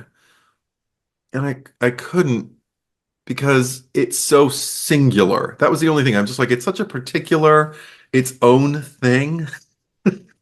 And I guess I get that it's based off of like kind of like the rantings of like a guy on weed who's having a really, really good time making a movie in his head that he didn't know he was actually going to make. But I'm still asking questions at this point, going like, was this the only course? Like, okay, he's in his mind, he's a walrus, even though he was like a walrus for like a few days, as far as we know, that they've been looking at him. Like, do we get a timeline? I don't even remember, but it was enough time, a collection of days, for him to go full walrus, so that a year later he is He's still yeah. mostly. It's vague, but he's mostly walrus. Like he's resigned to live a walrus life. And I'm like, wow, that didn't take. That's another criticism I have. It's just like the conditioning of him. I'm just kind of like, I could have used more time with it. Or do I really want that? Not really, because that's unpleasant. That's some of the most grating things about the movie, like watching somebody, try to swim in a bodysuit after they've had their legs amputated and everything like that, and watching them like eat a raw big Yeah. mackerel and everything Even like that. just when he first throws him in the water, the chain winds and Yes. it spins him around, and the Oh, way just as long as the eyes bulge, because yeah. like I can imagine the sheer shock Yeah. of being dragged into the water. Like, yeah. It's effective, but it's unpleasant. One of the things, yeah, the second and third time I watched this, I really did feel like, man, the turn to him going full walrus really just like, I don't want to say it's convenient, but the movie doesn't really work hard at it. He just sort of gets there. And I get that you need to get there, but I needed like another pass on the script, because right now it's just here's the moment where he goes full walrus, and we have a scene where we kind of set Yeah. up. But this is again, something about this time I watched it. I just sort of went. I was like, okay, you know what? I don't, like you were saying, I don't need more of that because it'll just be Mhm. like really unpleasant. Michael Parks says it. We plant the seed. I mean, how much do I need to drag that out? That'll just it'd be tortuous. So like, No, it would. It would. So like I said, I don't want that movie, but at the same time, I'm like, that was really fast. it is really Also, fast. and also because it made me think about, of all things, you've seen Cocteau's Beauty and the Beast, right? No. Oh, okay. Spoiler alert. But I spend the bulk of that movie kind of watching these two interact, the Beauty and the Beast, and I'm just kind of like, damn, how are they ever going to like make that ending work? Because we all know how it ends. Um, and basically, like right up to the point where she leaves, I'm like, wow, I still don't really kind of buy there's a bond, but in love, I don't know. And then something about the way the last moments between them are constructed and performed and written, I'm like weeping. I'm like, oh my God, like you totally got to her, dude. Like So and yeah, you I can. buy it. You can do it. You can turn on a dime and make it like a pivotal moment, the last moment when somebody all of a sudden flips from one reality, I guess, or one consciousness to another.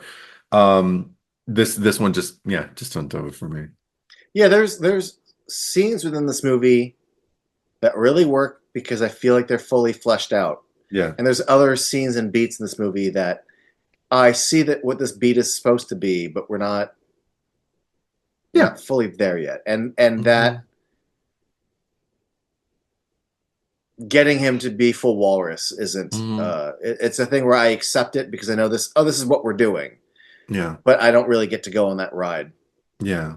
And I Um, just accept it. I go, oh, okay, this is where we're going. Got it. And you did it. And yeah. this and it's in particular this time when he's really attacking and he's like giving in to that aggression. I still hear it in his screams. I'm like, oh, that's different than the other screams. Like you've gone full walrus.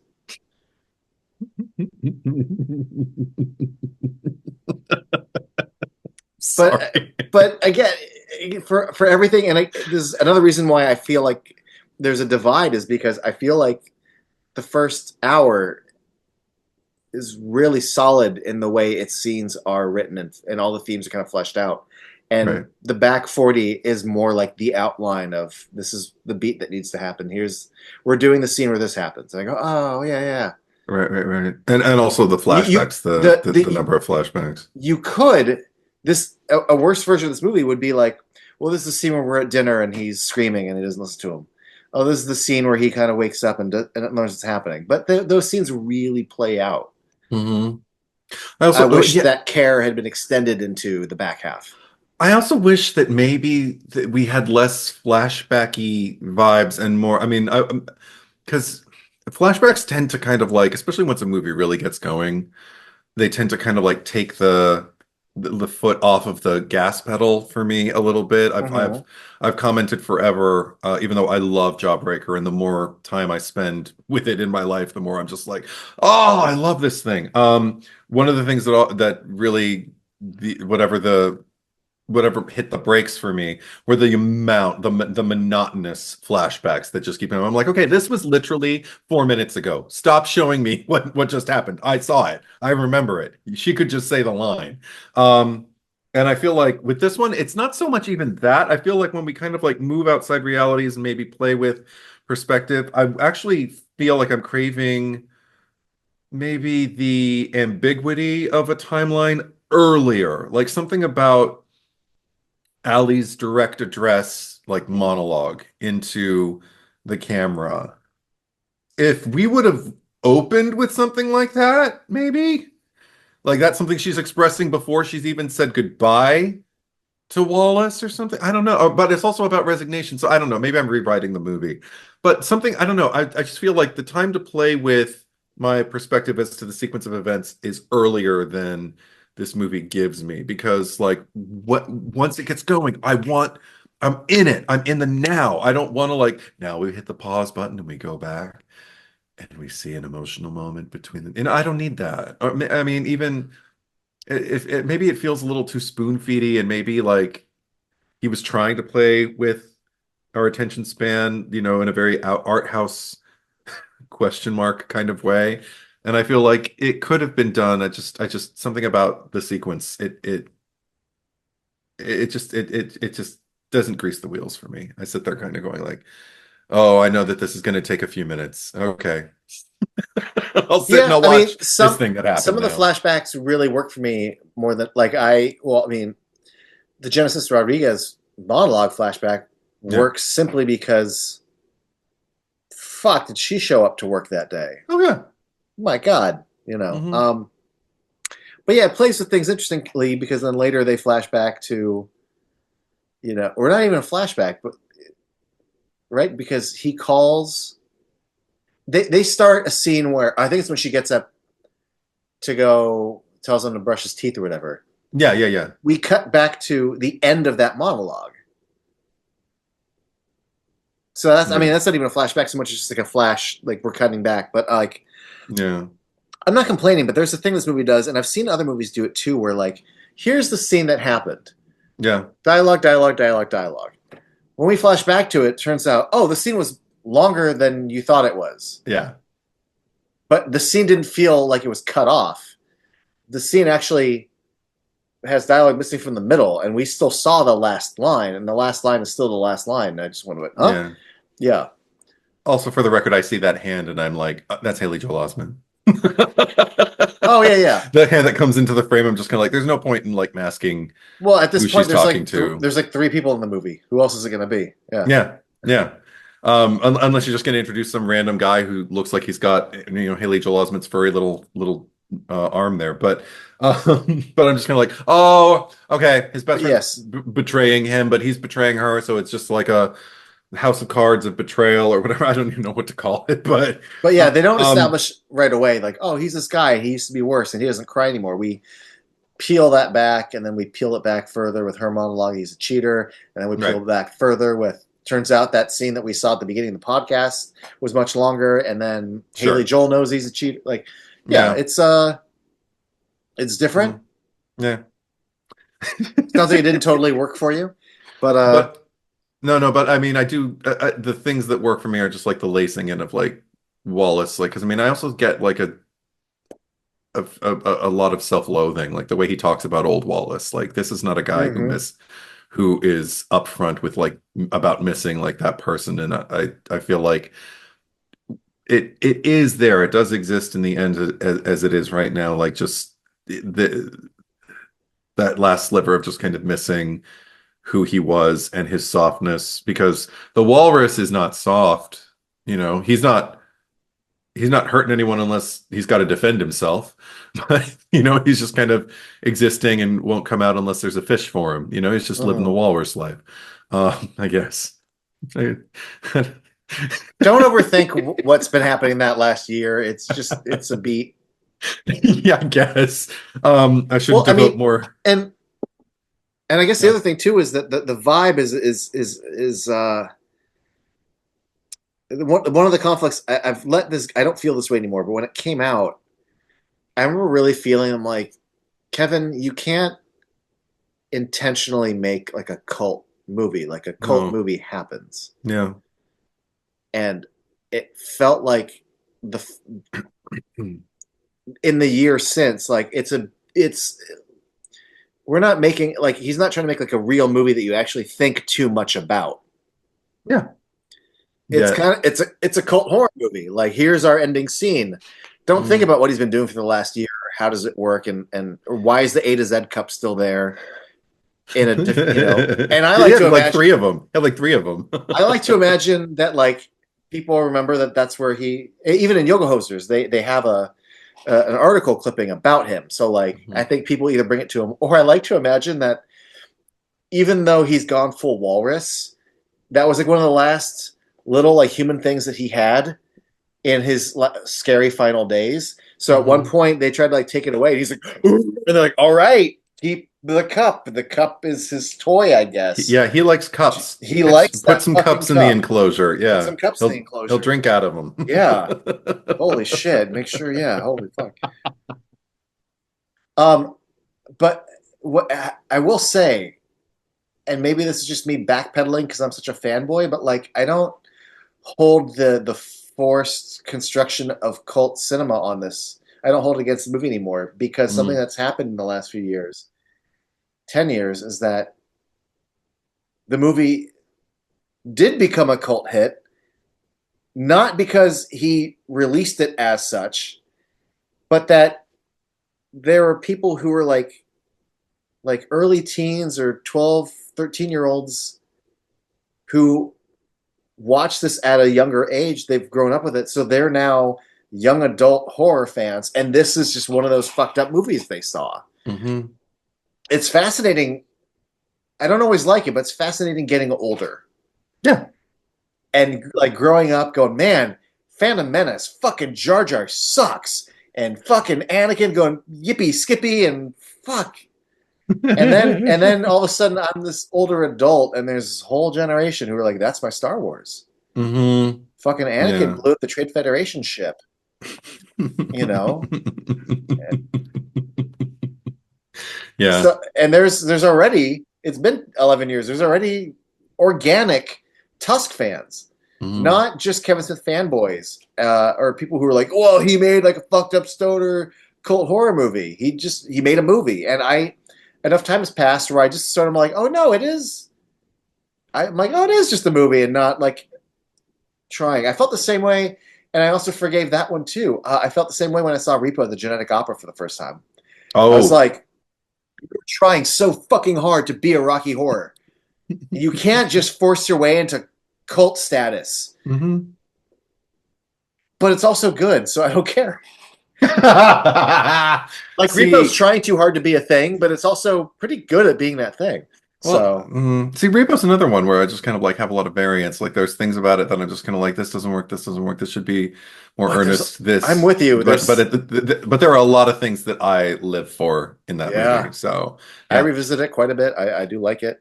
I haven't seen it Um in a minute. I should rewatch it. But with this one, yeah, the thing is, I think the what keeps me from like rewatching it and rewatching it, I think is like basically like how you talk about the introduction of like, like these characters and the premise and the way, the way everything is set up. And then we get slivers of the movie that's been set up, I feel, in terms of like the intensity level that we were expecting. And if it did that, that'd be one thing. I probably wouldn't watch it any more than I do now. But I think the level of, because the level of intensity of the performances from Michael Parks and particularly from Justin Long, once he's in the suit and everything like that, because that's the thing. He does not throw away his performance. He is No. bellowing, tears streaming, drool coming down. He is like a person in anguish and agony, and I am too empathetic to want to sit through that over and over and over again because it doesn't like set up something and then turn into something else. It pays off every few minutes or so with the even just like this quieter moment. I did remember that, just the way I always remember the image of it, just thinking like, oh, that should be the back of the DVD cover if they want to reveal the walrus. Is just like when he's just sitting there kind of sad in the suit and Michael Parks like leaning on him. It was almost a stage picture. I felt like, oh, if you were in a play, this is the stage picture. And he's all singing, God, fucking Michael Parks. That's another thing. He ruined some songs for me. He sings My Love and I, which is a song that I love. And then later on, he's playing Claire de Lune. And I'm just like, what? Stop ruining these things that bring me peace and that I find very moving, that make my soul drift, like you're horrible. I forgot that they were in this movie and I don't want to remember that they're in this movie. I don't want to think about that when I'm thinking, well, water is gentle, I cannot get o'er, neither have I the wings to fly. I mean, it's so, breathy, beautiful, it lifts your spirit. And now I'm just going to think, oh, Michael Parks an asshole. Not the actual Michael Parks, but Howard. Well, when he's leaning on Wally the Walrus, yes, and singing though, it's there's so many other times where he's just like screaming or he's in agony, but there's a real sadness to like Wallace being like, "Fuck, he's leaning on me and singing now." Like, get like me the fuck out of here. It's so yeah. I'm glad you brought up that song too, which I believe you called it "My Love and I." I don't know if I'm pronouncing it, if it's pronounced Wally or Whaley, but it's WALY. WALY is, I believe, the real title, or at least as I know. It's an old public domain now. It was credited on, I think, a Betty Buckley album once as My Love and I, so that's why I call it that. Well, I know it's credited to, because he sings it in the movie, and then end credits Gerard Way sings it. Oh, well, Gerard Way, I think they redid it, they restructured it a bit. Maybe maybe it's called Whaley Whaley or Wally Wally because it's not 100% My Love and I. It is like 90%. Sure, maybe. All I know is it's old as fuck. Yes. It's old as fuck, and it's very pretty. And that scene with him singing it next to Wallace, to me, is effective for, again, you're perverting a song that's pretty, and this whole moment is now perverted. Yeah. But also, I just want to talk about how in the end credits, I find that song very effective. It's on one of my playlists. And then here's my thing, where you're talking about like "Fuck You, Michael Parks" and having to revisit that song. Heard it in this movie. I like the Gerard Way version. Period. Mm-hmm. I don't always listen to it because it makes me a little sad because the lilt in his voice and just. Then they did this thing where they play it in Clerks 3. Spoiler alert, everybody, for Clerks 3. They play it when Dante's watching his movie of his life. And the second that song starts playing, I'm like, oh, fuck. And every time I watch that movie, it destroys me. So much so that I don't want to say Clerks 3 took it and made it Clerks 3's. So I still consider it Tusk's. But when it starts playing at the end of Tusk now, I'm like, oh, God. Like, I can't, like, it fucking guts me to hear it. When it comes up on my playlist now, I like skip it most of the time because I'm like, I'm not in the mood to go there. Okay. I don't want to feel those feelings. because the feelings at the end Nice. of Clerks 3 are very strong, and I don't want to feel them Oh, right now. yes. Yeah, yeah. So extra sad now when it plays. He fucking eats his little fish, and the camera just pulls away into this disgusting little pool next to him, and then sadness starts playing, and I'm like, Yeah. oof, oof. Clerks 3 makes the ending to this hit harder. Okay, interesting. Huh. Well, since we're basically reversed on so much in our experiences with this movie, I'll probably watch Clerks 3 now and I'll get to the end and be like, God damn it. Fuck you, Tusk. But we'll see. We'll see. Maybe I can find a new way to reprogram my brain or something. But I don't remember things after a few months. So maybe a few months will go by, I'll forget. Well, I'll yeah, watch and Clerks you 3 hadn't and seen Tusk in so long that I'm sure when you yeah. watch Clerks 3, you're like, I don't recognize this song from some other movie. Maybe I might have just thought like, oh, it's that song that Betty Buckley sings. But um, I just wanted to with Michael Parks in terms of his like Yeah, we never really went back. performance. Yeah, we didn't really close the book on that. So like I I just kind of love all of the colors that he brings in because he's still just as available as he is like in say Red State or anything you may see him in. But what I like is um the threat is real. And there's something about it that like, attempts to hit the same notes as say like, the mad doctor or scientist or whatever he is in Human Centipede. I even like wrote down the moment when he's sitting there going, oh, what was it he was saying? Oh, he's like, swim, swim in this movie. It reminded me, oh, it's like Human Centipede, feed her, feed her. And then he even screams feed to him or calls feed, bellows, Mhm. feed, feed to him when he puts the mackerel out there for him. And so that's a huge point in this movie's favor for me is just like the fact that like you introduced a heavy who I'm actually uh terrified of and who when I see him on screen like I have a visceral reaction to his character like get away from me, don't, I would not want that person anywhere near me. No, That said, there is something in the writing that I don't remember it rubbing me this way. What a way, choice of words. When I saw it in 2014, something about just like the 5 years, because I told you I couldn't focus on his backstory at all for a while, and then I finally just it listened is to it, and I was like, okay, I got it. Yeah, rough. yeah, it is. Which is probably why Kevin Smith wanted to kind of like juggle imagery, and play with sound, like everything like oh look, a severed leg, in a jar, kind of thing. Look at the anatomy charts. Look how horrific. Get to put it in your because that's where my mind went first because I guess curiosity. But then when we find out that he endured 5 years of relentless sexual abuse Yeah. basically to become a monster at the end of it. I was just kind of like, ooh, what? I don't. I was actually kind of shocked because I looked at the year. I think that's when I looked at the year that this was released because I was like, was this like in the 2000s when people were just kind of going like, yeah, fucked up shit happened to them, so now they're fucked up. I mean, or then I was like, oh, it's 2014. Oh, okay, so I guess we were still doing that then. I wonder if something like that could be done today without a lot of backlash from survivors Right. of Of all the SA. other people who were victims of that sort of Yeah, thing who and didn't didn't become grow up. horrible people, who just Yeah. dealt with it, lived with it, and become people. Because it took me back to like an outdated way of thinking too. Like it made me think about back in the days. I remember. I don't think I ever even saw this clip. I think I only ever heard people talking about Oprah, like back in the 80s, talking about if she literally said these words, I believe, if you were abused as a child, you're going to grow up to be a child abuser.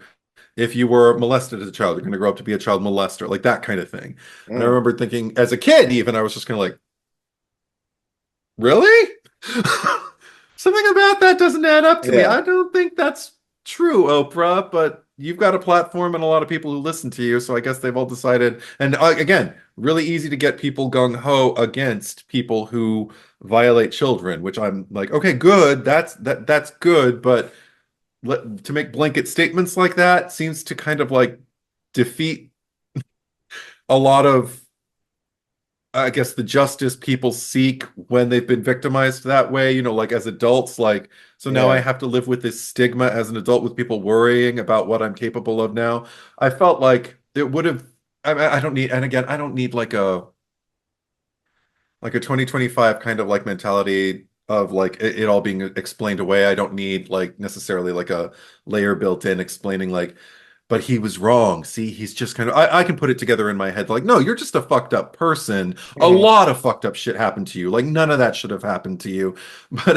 But and so you're just using it as an excuse so you can do whatever the fuck you want. But at the same time, it just made me wonder, like, what did Montreal think about this movie? Because he basically ascribes the whole thing to the fact that, like, Montreal at night, the monsters come out. And I was like, do they? Like, is there some kind of like crime alley city happening Yeah. in like Montreal by night that, or was there a period where Montreal was Vancouver, unsafe? I don't know. Toronto, those are fine.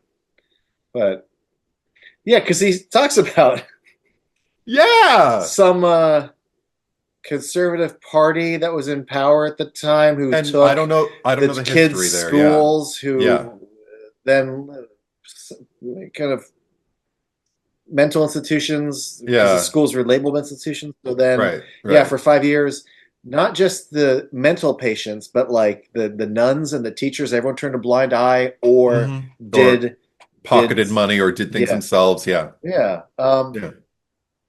You know how I feel about when people use rape in a movie as a shorthand to get. Sure. And Yeah. this movie isn't egregious, but I remember when he was describing thing, and then he dropped the R word, and I went, "Oh, there it is." There it is. Kind of wish that wasn't in there Even because in a it's close-up, like it was yeah, like punched. It was yeah. punctuated. Yeah.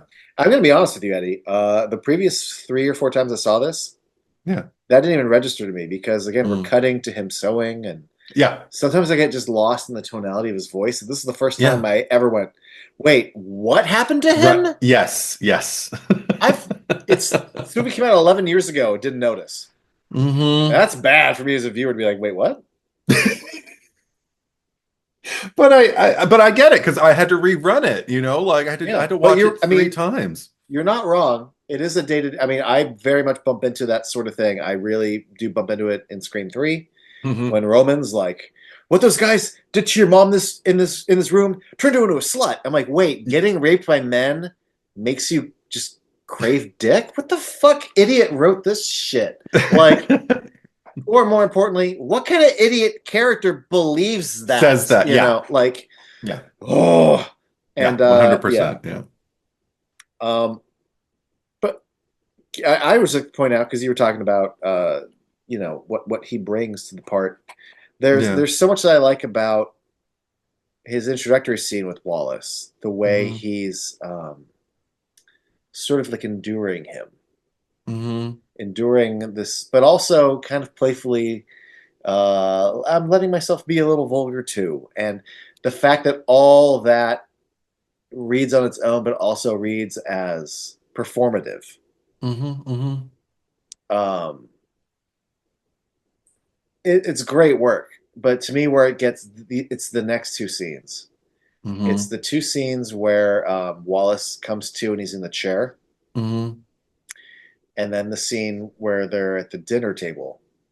And I just wrote hmm the word because I consider that the buildup. There's a lot of buildup in that first hour, and I wrote hmm the buildup is delicious Yeah. because first of all he's so drugged up. hmm What do you mean? I just want my phone. I need to call someone. Like, oh, my leg, and I'm like, yeah, I mean, the confusion and the fear, fighting through the lucidity and being like, Yeah. but also like how long is Michael Parks gonna keep playing this ruse Mm. that you could tell like when he kind of wheels away and like the camera's on him and you could tell how Mm-hmm. he's pretending to. But the one that really gets me is he's like he already explained there was a spider Yeah. and it bit you, and then I after he explained knew. everything, he's like, "Wait, I don't. What do you mean?" He's like, "Look," and he laughs. He's like Yes. there's a spider, Yeah. and you know that if Wallace wasn't totally lucid, he probably wouldn't be not taking it so seriously. But the fact that he chuckles his way, like that, really bothers me, and it gets Yeah. under my skin Yeah. because and that's a choice. And Uh-huh. Michael Parks is full of great choices that I don't like. The text is already pretty good on paper, Mm-hmm. but what he like the fact that he kind of goes, there's a spider. I told you there's a spider. Mm-hmm. Fuck. It's first of all, it's hilarious as an actor to watch, and it's Yeah. unnerving as a viewer on the journey to watch. And I can't help Those but those two scenes, fucking, oh yeah. they're Oh yeah. fucking meals, and they both were like. That's why I find the hard left in the last 40 minutes is because the buildup was so exquisite. And I'm using the word exquisite here. Those scenes really fucking pop. And it's and loaded as well, just because like again, like he literally calls Canada, maybe Montreal, I don't know, but he calls it a frozen shithole. Wallace does while he's in the presence. So he's basically calling this man's home a Yeah. shithole. And I'm like, dude, I bet he thought, you know what? I'm just gonna take one leg first. Like Yeah. maybe I could take them both at the same time, but you know what? It'll probably save like, you need to recover, you need to keep your blood. He is so pale when he loses the first leg, like after the first leg. But I'm just kind of like, wow, he's moving slow. I don't remember it just being one leg. But I'm just like, just one leg, just to see, just because he'll still think he has mobility. He won't completely freak out because to lose both your legs is probably even more like, now I'm immobilized. But like, you can think like, oh, I might get a prosthetic. Like maybe there'll still be a little hope. Like I'll like Yeah, when you think yeah, like I'll kill him slow, yeah. I have or you know what? crutches. You know what? I don't think I'll clean out the pool this time. I think I'll leave the corpses for Yeah. something like that. I Well, was going to put them in the sewer, or in the woods to get rid of them. But you know what? I think I'll leave these. well, the thing that's interesting is, first of all, I always find it weird that Wallace just lets himself in. He says hello, but like he's like, "Oh, I'm up Yeah, here." I'm like, I would. I mean, you don't know he's in a wheel unless there's a conversation we didn't hear about where it's like, "Oh, I'm in a yeah, wheelchair. Let yourself in." I just yeah, find it weird he lets himself in. No, but the fact that so early on he gives him the tea, yeah, like no matter what, the second it's like, oh, he even has to confirm later, unless he's pretending that you like he has to say like, oh, I'm not seeking lodging here. yeah. I have a home in L.A. Hmm. He's already drinking the tea at this point. Like no matter what, he's like the second there's a guy coming, he's like, I'm gonna fucking turn him into a walrus. Hmm. Yeah, So that choice is already made. And yeah, I just feel like internally, as the conversation keeps going, he's like, "Oh, I'm so glad I'm turning this guy into a walrus. What an asshole!" yeah, It's not something that he makes halfway through the conversation and goes, "Oh, you're going to be my victim now." It's like, "Oh, I sure am going to enjoy this because what a prick." And the well, more he it's just also keeps, just I mean, it's funny, he's jerking off the thing and the baculum. but just the vulgarity of like, holy shit, or even going over and looking at the bottle, like everything, just I could see a man of his presence. Just I can't wait to fucking chop off your leg. Yeah, or to hit you on the back of your head with that baculum that you're like, okay, once you find out you're handling basically like a walrus boner aid in your Yeah. hands, are you going to tap your own head with it and like pretend to jerk it? I mean, I'd be like, oh, excuse me, can I have a hand Well, wipe, please? that's you, Eddie. I wouldn't even Again, be handling it. I wouldn't be going around looking. If it is, okay, that's another thing. Okay. If it is on display, that does not mean that it is open for you. Like this, he what does he do? asks. What does he He do in asks museums? though, I don't may I? care. I And don't care. I don't care. I wouldn't ask. Hands behind your back I and agree just, though. oh. The way he carries himself throughout his whole space, I do not Yeah. like it. Yeah. But again, that's the character. But I'm just saying again, if I was in a bar with this guy, I would fucking not want to be near him. Yeah. Because of the way he carries himself through all that. And you mentioned the thing about on paper, there's and I don't mean the script. I just mean like his character is from New Jersey, Yeah. has moved to LA, has a podcast with a partner. They have posters. They've been on tour.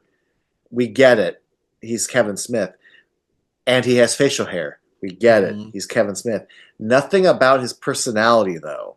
That's where it really stops. Is like just the bare bones paper backstory is him, but it's not him.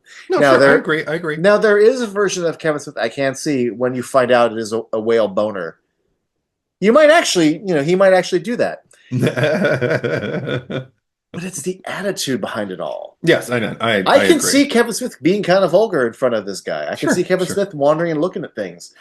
But there's none of that charm that comes with saying fuck and cock. The charm's absent. It is a narcissistic, egocentric fucking prick. Which is why he just watches. I love the way Justin plays like the drug like taking over. It is so gradual. He's not even conscious of it. And it makes the character stupider, but I don't know. There's a mastery there with just like the way he almost starts to, and then starts to say, and doesn't even suspect, like, wait, why am I?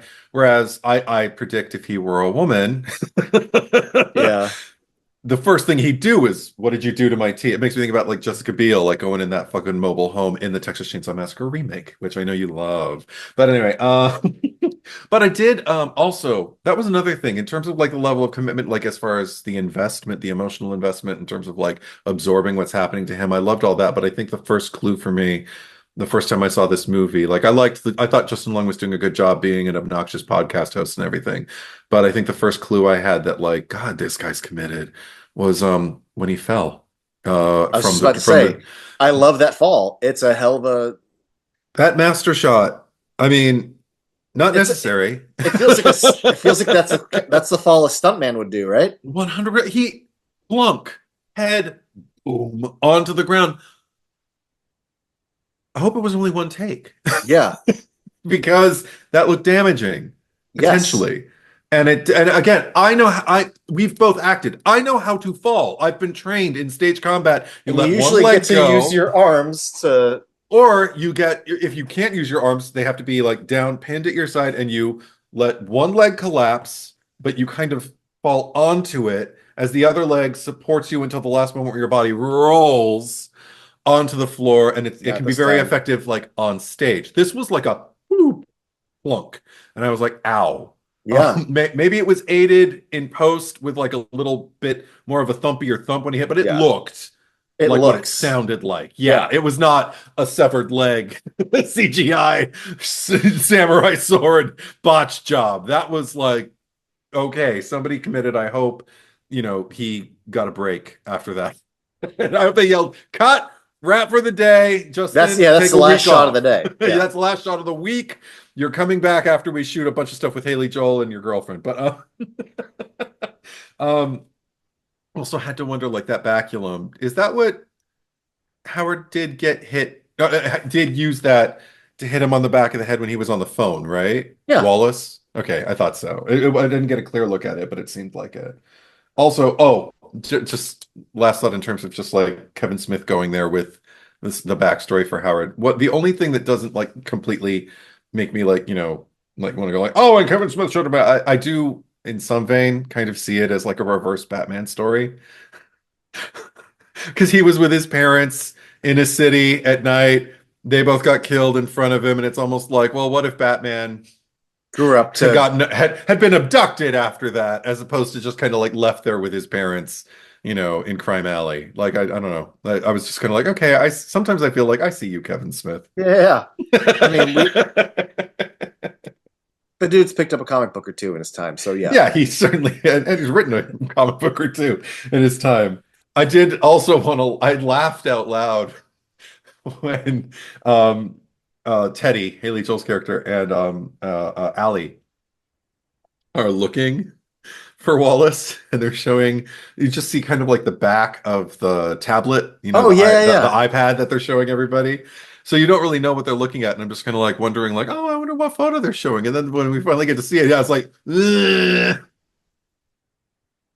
And I'm like, what a horrible photo to use.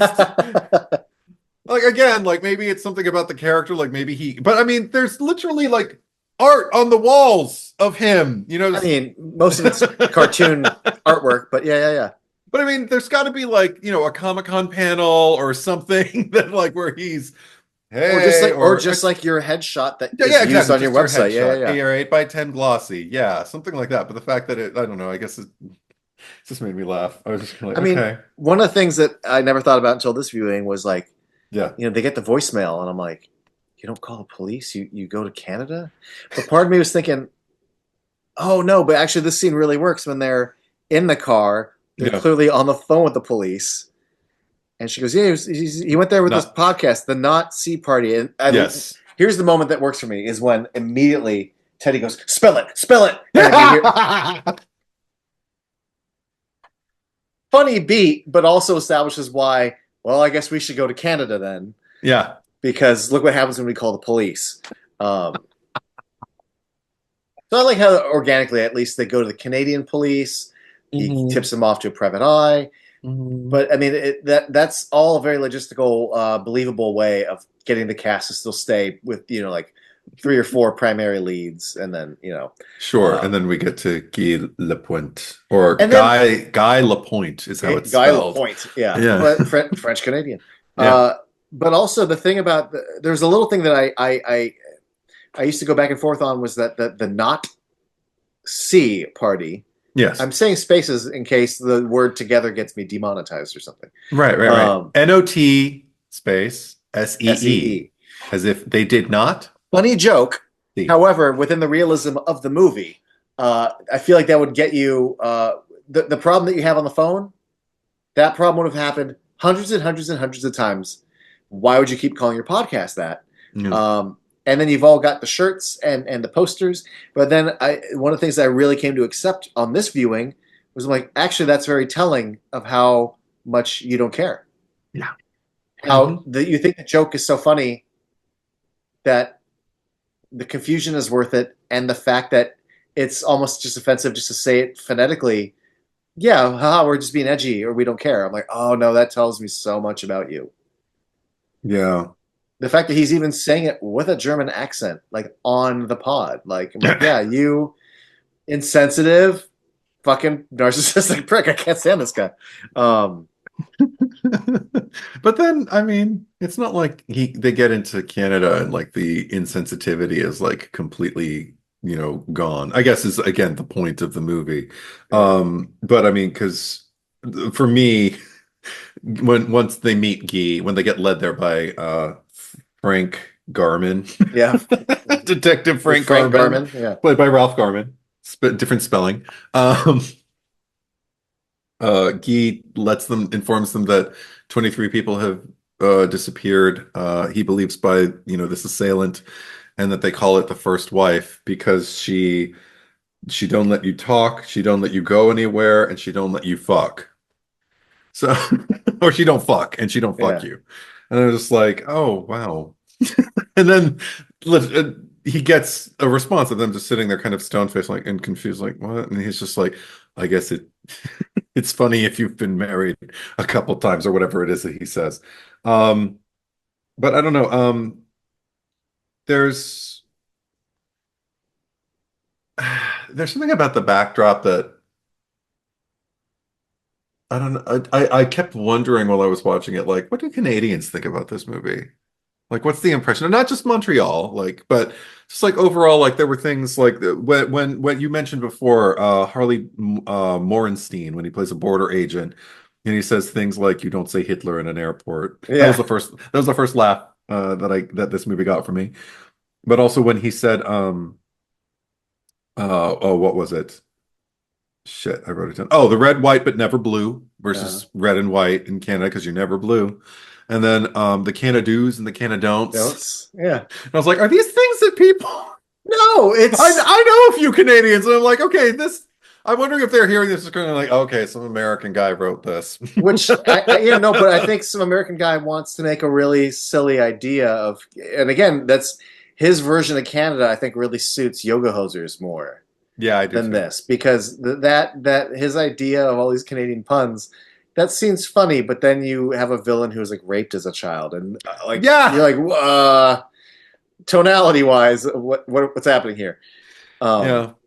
But that's why the standoff between not even the standoff, but the scene where Guy and Howard interact with each other in the flashback is actually kind of magic to me because again, like I know what the scene is supposed to be. It's like the two, I guess, like I guess the heavy and the hero, like the one who is committing all of the sins, and then the one who comes in and is supposed to like again wield the gun and the cycle of abuse, I guess. And but then there's all of these other things going on in that I don't know, they're two actors doing things you would probably never expect from either of them, which is Yeah. Michael Parks with all of it, and then Johnny Depp with just all the, whatever. I remember feeling dumbstruck the first time I saw that scene, and now when I watch it, I actually find like the most effective scene for me, like again, like on a weird emotional level. I didn't like get worked up and cry or anything, but I was just kind of like, there's weight to this is after Michael Parks gets taken out, with the bloody tusks and everything, which is a good visual. Hmm. But then in come his friends and they see Waldy the Walrus there. Just and they're like, oh my God. And then in the dark shadows, it felt almost graphic novel-y, the way Guy is standing there, like almost in like almost like a Freddy Krueger kind of stance, Hmm. but more upright, because he's a hero. And the way he comes in with the gun and like and before he even points it, like he's kind of just like taking in the situation. And I can feel him thinking, like speculating about what I forget the name of the victim he couldn't save, the Greg something or other. Yeah. Yeah, the guy, the hockey player or The whatever. hockey guy. Yeah. I can feel him speculating about what he must have looked like by that point. What if this was what I would have walked into, and what if it would have been too late? Could I have even Mm. saved him? Like, and wondering, well, it's obviously too late to save this person, and making not a snap decision, but making a kind of like immediate decision, almost like the way you do when you collide with a deer, like on a highway or something, and they're lying on their side, they can't get up, so you have to like think they're suffering. This is my fault. So if I have the ability to take out, if I'm a hunter and I have a rifle, or if I even just find a big rock, but this animal their suffering needs to end. I need to put them out of their misery, kind of thing. And I felt like that's all of these wheels are going on in Guy as he marches up and sees the person who he got there to save, but was he in time to really save him? So this is the only alternative. And ultimately, he doesn't make that decision. Again, incredibly poignant and incredible. Like I can't get that if it's not there.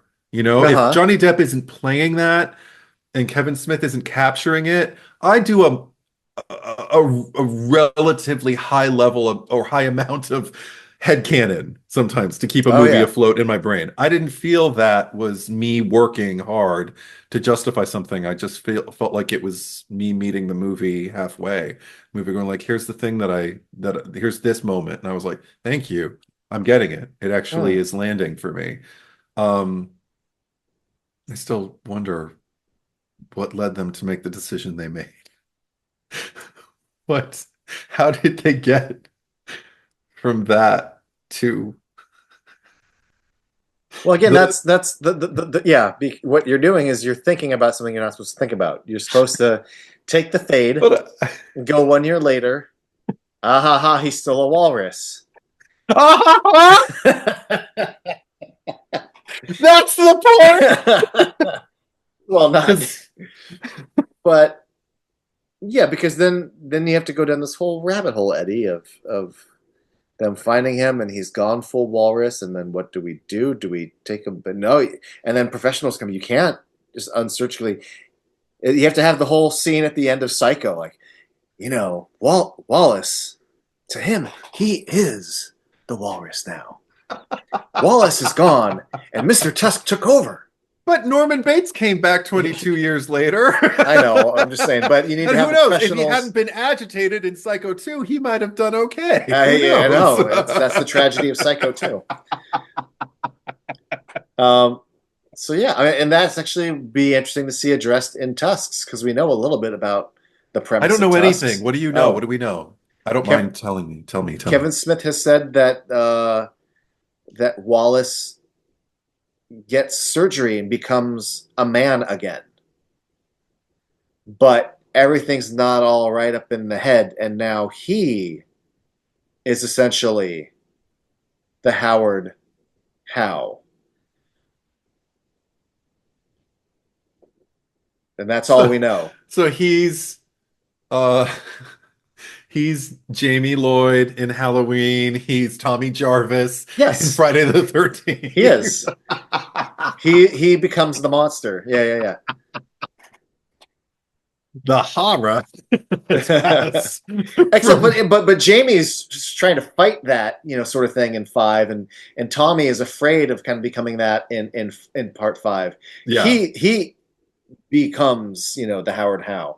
And the implication with Tusks is that maybe he would be turning people into walruses, and that also he's taking a cue from the pitch from James Cameron when he pitched Aliens, where he had alien written on the board and he put an S and then he put a $sign line through it. The movie's called Tusks with a $sign. Oh no! And Kevin Smith did say that will play into the story somehow. Oh, okay. It's not just a reference to aliens, but so I don't know. I'm wondering if it's gonna be like a human trafficking kind of thing, like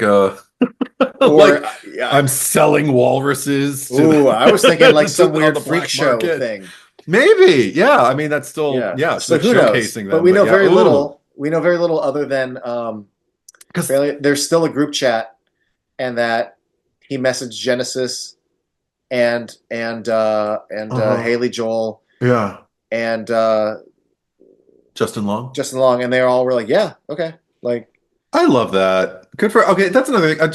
I'm singing the praises of Justin Long quite a bit here, but I just want to say, I feel like he just doesn't get his due, like on the internet or in the rhetoric surrounding. Like, I think when he's in projects, people say he's good, know he's good, that kind of thing. But I feel like he's kind of like an unsung horror king, with like from Jeepers Creepers to Barbarian memes, the memes about like whenever you see this guy in a movie, he's fucked. Yeah. So there is, but you're right. He isn't a lot of horror stuff. But I think he, maybe eventually, we'll see it. Maybe we'll look back the way we do it, like a Linnea Quigley or somebody. Yeah. Like, yes, Justin Long was there. Even just a small part in Jeepers Creepers 2, like Barbarian, like he keeps showing up. And from what I understand, Kevin Smith says that he's like Moose Jaws is looking closer to happening. Oh, good. Because I guess Justin Long is starting a production company, and the focus is I want to do kind of like indie horror. And so that's one of the reasons why like Moose Jaws might happen through that. I am there. Right? Like here, I don't really care for this film all that much yet. I want more, I'll go see it. I want to know. Dude, I will see anything with Kevin Smith's fucking name on it. Like I'm a But the whole something about Moose Jaws really tickles me, and always has. Always has. From the title alone, just to the premise, yeah. And then the fact that there was versions of it, and then all of a sudden it's like, oh no, Jay and Silent Bob are now in it. I'm like, all right, like, yeah, give it to me. I'll take it. I'll take everything you got, Kevin Smith. Give it to me. I want to touch upon a few quick little things. Go for it. One of the things that really stands out to me about this movie in a good way is the music.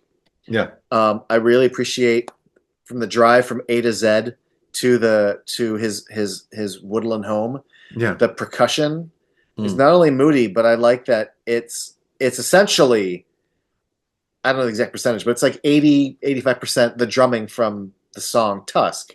So I like that it's a good use of that song. It's a nice, but also if you take the percussions out, you get rid of the horns, and I'm like, that shit's moody as fuck. Mm-hmm. That's really cool.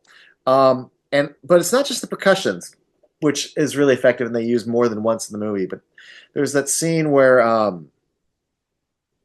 I think it's when they're screaming at each other in the dinner table. Something bad happens. We dissolve to Genesis. Okay. I'm always going to call her Genesis. She's not Allie. But it's her monologue. It's her emotional, like, confessional about why she's still with him and how disappointed she is, and blah blah blah.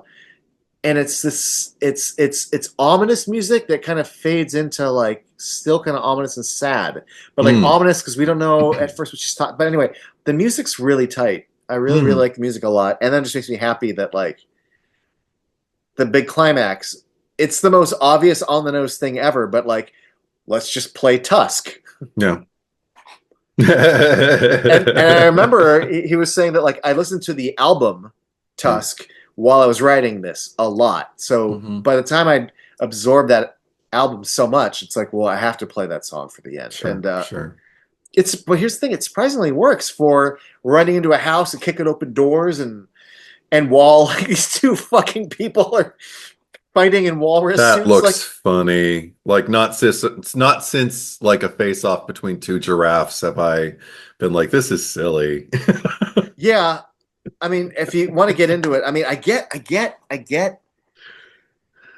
the Iron Man of it all, of like, and then Jeff Bridges gets into his suit,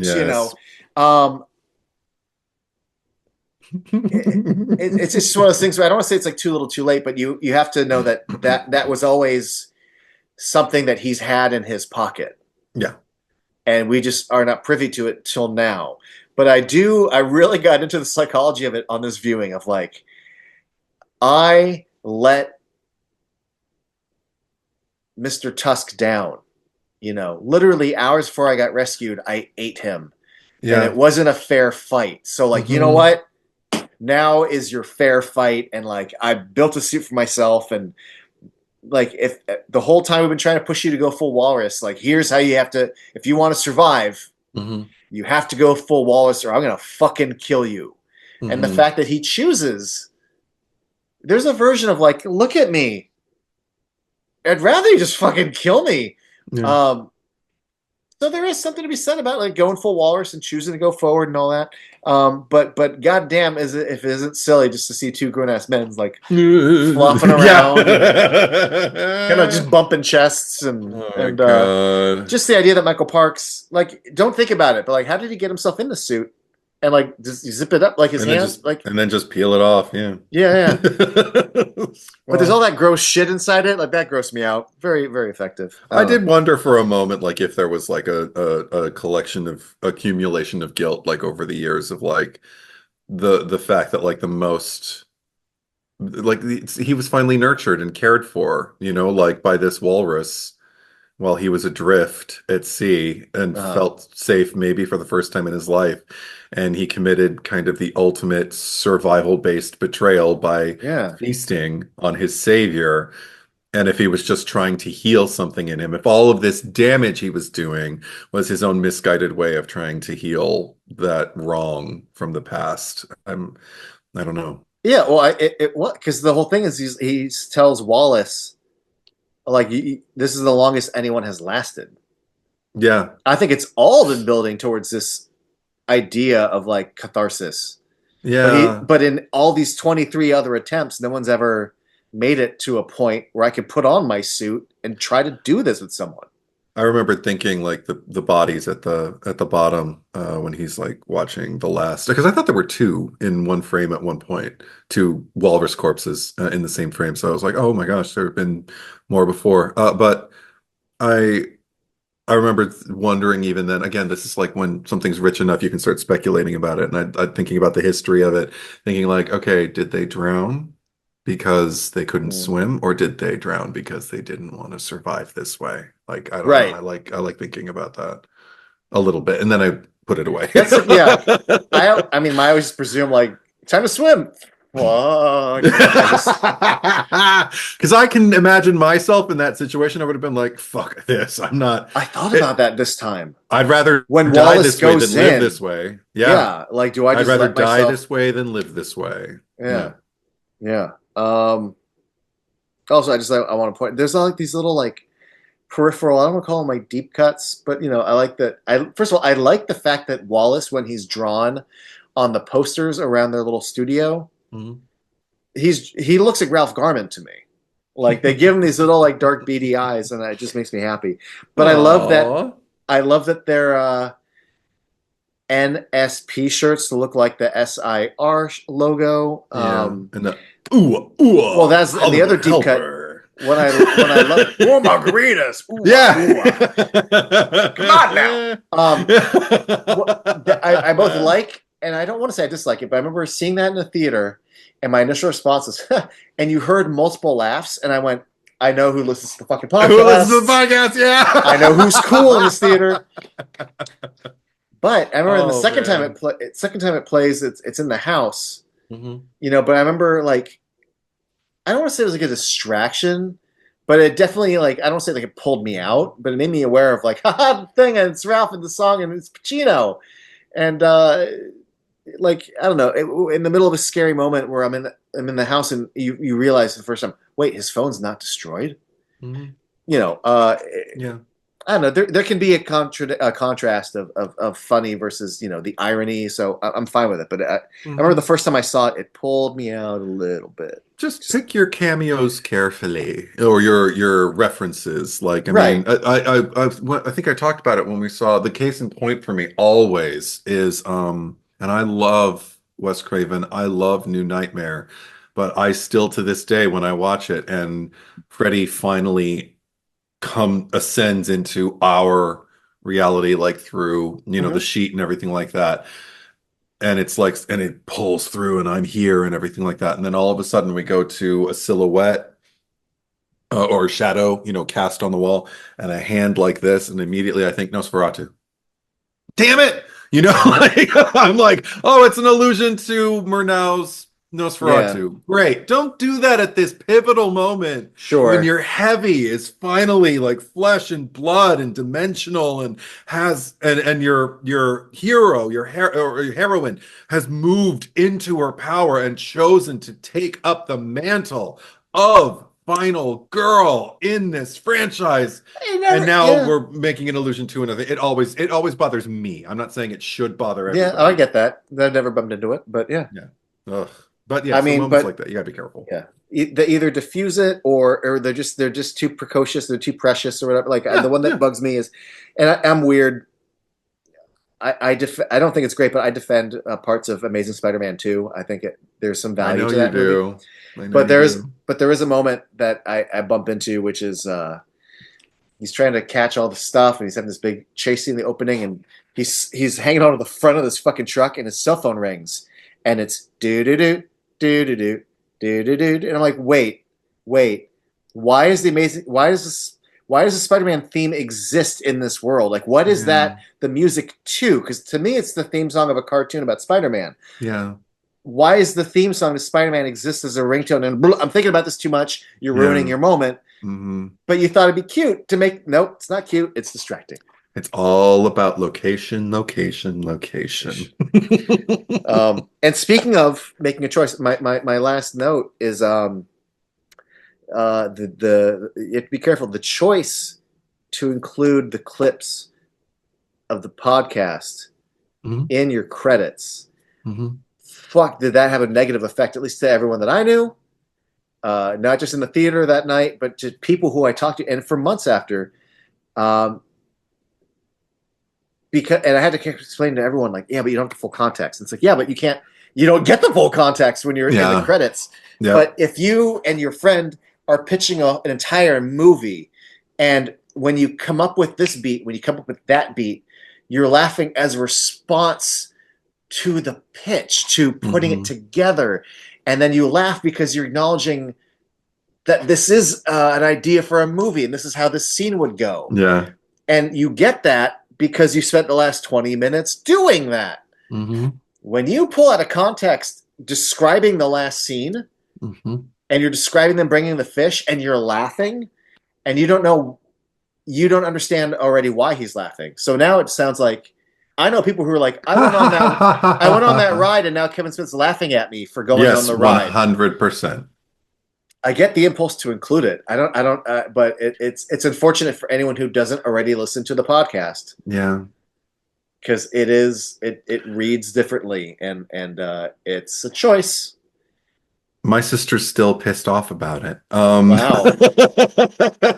Oh, I remember she's brought that up. And I even said, by the Yeah, way, I if think you the listen to last the time we podcast, hung out, and I she's don't like, I remember. didn't listen to the podcast. And I'm Yeah, like, and I shouldn't have like everything you yeah, and I just said, shouldn't like, was, have to. Yeah. yeah, but because also like she was right there with me watching the movie the first time, and I remember we went, enthusiastic about it. We were incredible, and it was introduced kind of in earnest, even with all of the Kevin Smithisms dropped in. We were in, and then came up a few bumps, but still like the ending actually, the first time I discovered it, I remembered feeling like this is because it's bizarre. But when you're in the movie, particularly the first time, if you don't know what's coming, you can be in it. You can become, encompassed by the action and see like the legitimate emotional stakes of what Justin Long is playing at that moment. And it can actually really kind of bum you out. You can feel like, Yeah. okay, this wasn't perfect, but it lands somewhere, and I don't know if it has a message, but it definitely, we got to know a guy, we got to, go like, dude, that's not, and then go, oh, dude, and then go, oh, dude, and then go, oh, dude, that's Yeah. his arc. So now you've had us sit here for like 90 minutes, and now it's like, now it does feel like you're laughing at us, particularly the way it was introduced. I remember again, because I love Kevin Smith, I didn't want to just be mad about it. I was like, I need to go back to the source material. I need to listen to it in its entirety. And I think at the time I could access the entire, like now, basically from the point he starts making up the idea, you can find that on YouTube. I think it's about a half hour, but I remember the original was maybe 45 minutes or an hour. So I listened Yeah. to the entire thing before they landed there. And so I was having a good time. And then so when I listened to it in its entirety, I was like, okay, I feel less offended by this now because I'm realizing he wasn't what I got in the end credits in the theater, which was ha ha ha, now I have your money, Yes. now I have your time, and now I'm letting you know I've wasted it. Like making it feel kind of like I'm a prankster the way Wallace was, like, no, I don't, you just made me feel for this person, and now you're acting like the worst aspects of him, or at least that's what you're putting on Front Street. Now, if I listen to the entire podcast, or, when I did listen to it, I was just kind of like, okay, this wasn't even supposed to happen. Like he was literally just speculating about something, an ad that was actually placed by a person Right. who was looking for someone to a lodger to move into his space, and who I can't remember if they weren't going to have to pay, but 2 hours every day, No pay. not quite minimum, but no pay, but 2 hours. I've got this walrus suit because I had a relationship that I want to replay now. And he found someone within days who was willing to do that And if I'm not for, mistaken, because they talk about how like it was fulfilled, and there were but multiple entries. Yeah. but then I think it was also revealed that that entire listing was fake, like it was a joke. Oh, And I okay. think, and then the update, and I think that listing probably got some real messages, and then he updated with like, "Oh, thanks, but I found someone." But yeah, it was a prank. It was just Okay. something to be funny on the internet. Oh, that's funny. Okay. Yeah. So anyway, hearing the entire thing, I was just kind of like, okay, so this was never supposed to happen. This was just like Kevin, like, oh my God, look at this thing. And then him and Mosier, because Mosier was in on it too. They're both like feeding Yeah. each other, like, improvising, Yeah. just kind of like, yes, and to the point where we get to the ending. But the problem is he's describing legitimately what we've just watched that was so Yeah. put forth so earnestly. And again, Kevin Smith oftentimes is a critic of earnestness on screen. Like he used to say that about Batman Begins the first time he went to go see it. It was just like, I mean, yeah, it's good, but it's so fucking earnest, man. Like, I mean, and I've heard him say Yeah. that critically about other movies, about like it just takes itself so seriously. And I'm like, for someone who lives for that. Yeah. And then here it's like you just served up something that felt like it was taking itself seriously. Yeah, And I then, understand the anger, and yeah. But oh yeah, I don't think it's completely warranted. I'd say yeah. people, if you're angry, listen to the podcast, even Listen just to the like full the part where they podcast. discuss it for a half hour. You'll get the context, and maybe you'll be a little less angry about it. You'll be like, okay, he was just Yeah, whistling Dixie. I feel bad that he I get the impulse to include it. I just don't know how do you work around unless you include more of the podcast earlier into the credits. I don't know, or just Or you know what? no. You probably can't get away with this, but I'd say if you can, like, go rogue and start the podcast from, like, the section and play the half hour. Just to let the screen go black and just people sitting in a theater, Listen and to a podcast. they can sit there and listen to the rest of the podcast, and then they won't be mad. Yeah, I mean, it limits how many times you play the movie per day. Exactly, which movie Yeah, houses are not going to be on board for, yeah. but Oh, and that just also reminds me too is that one of the things that this movie, I don't want to say because he did tour Red State before this, right. but this is also one of the things I'm thankful for this movie is that this kind of really kicked off why he continued to tour, Reboot, and because Yoga Hosers didn't get a tour, it had a Fathom release. Yes. And then after Fathom release, they played it at the Frida. So I'm like, hey, this isn't just the 2-night special event. Like you're playing Yoga Hosers. I don't know how many other indie art house theaters across the country got Yoga Hosers outside of seeing it at Regal or Cinemark on the Fathom nights. Yeah.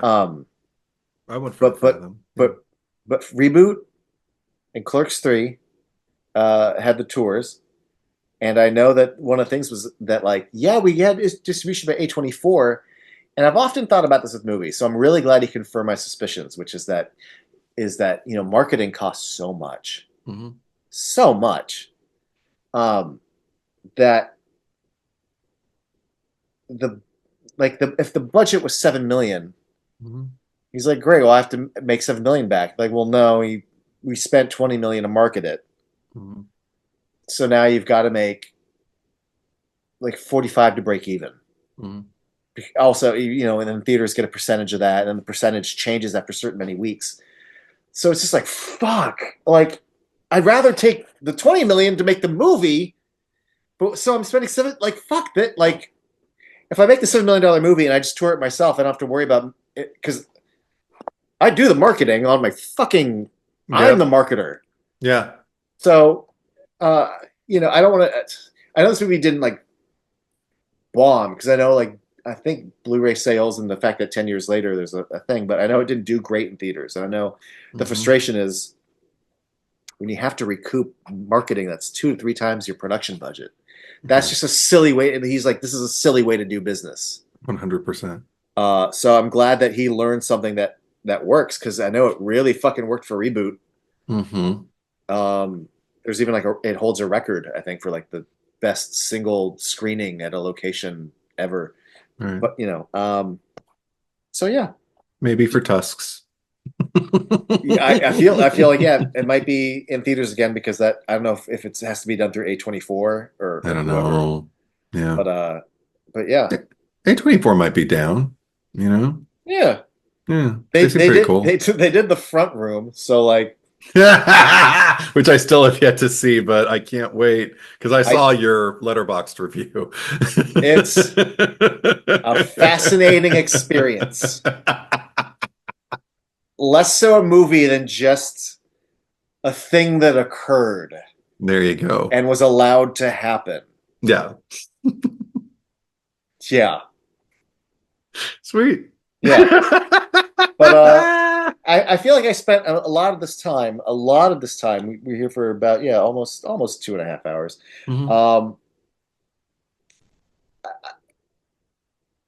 I don't know if I sung its praises enough, but like, first of all, I already mentioned the score was great. Yeah. Also, it's pretty fucking well shot, especially everything in the house and the water. But I really can't stress enough. Michael Parks. Yeah. Great performance, gets really under my skin. Genesis Rodriguez, fucking outstanding with what she needs to do. Haley Joel, actually, you linger on every moment. He's great. But he's there. Yeah. But fucking Justin Long. And the fact that, like, can you imagine? Like, I think he mentioned somewhere in some interview I saw where, like, he talked about, like, getting the script and getting the offer from Kevin Smith and, like, telling his agents. And they're like, no. He's like, no, but I want to do this. And they're like, please, for the love of God, don't. No. But you know, that's I get why an agent would say that. But Sure. Justin Long is also sharp enough with his image and what he's capable of, and the horror kind of scene, Yeah. to know that this is what I should do. And what if Yeah. I mean, first of all, I haven't acted anything in a long time, but I'm telling you, if like tomorrow someone's like, "Do you want to play a walrus in a movie?" I'd be like, "Fuck yeah!" Without the hunger of like, "I want a job," but just like, "No, that sounds fucking nuts. Let's do it." Like, there's a lot of actors who, if there wasn't for their managers and their agent jumping down their throat, like No. a handful of actors who would probably be like, "Yeah, that sounds fucking nutty. Let's go." That sounds like it's I a would. challenge. Yeah, yeah, yeah. It's I fun. It's weird. Nicolas Cage would do it. I would. Well, yes, he would. No, I would protest, but I have my own version of that going on in my life right now. My friend Marnie is working on a horror screenplay, and she told me, she pointed a finger in my face and said, "And you're going to be in it."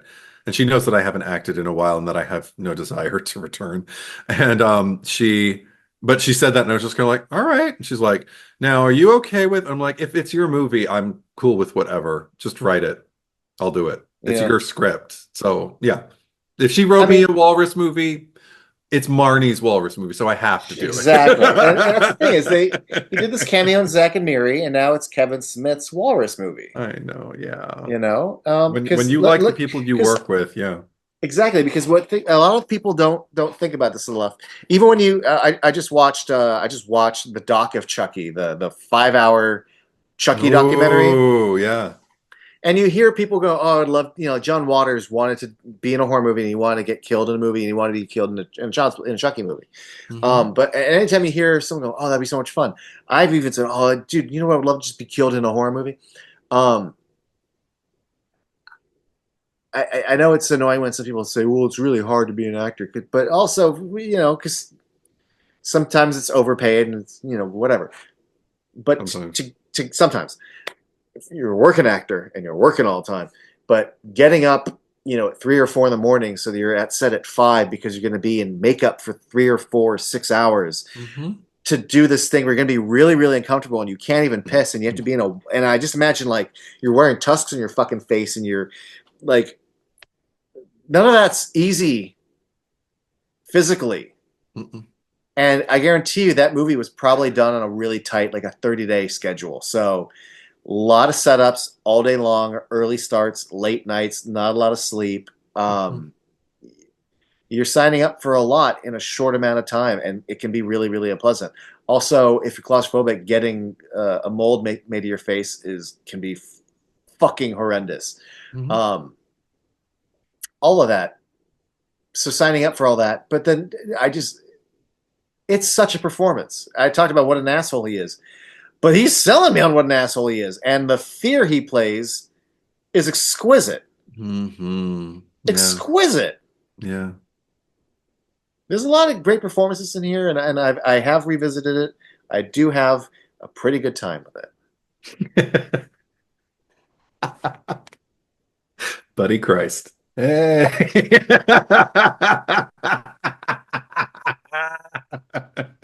Okay, cool. I mean, I'm glad I got to see it again because, like, I really think I did only watch it the once. And you know what? I'd watch it again before Tusks just to get it all fresh in Yeah, my noggin, just to see, like, okay, let's see, because I want to. That's the thing. If I am such a sucker, like I complain about it relentlessly, but I am. If it's something I'm not that familiar with, like something I haven't watched with regularity, like like the Michael Myers, the Freddys, the Jasons, and all that.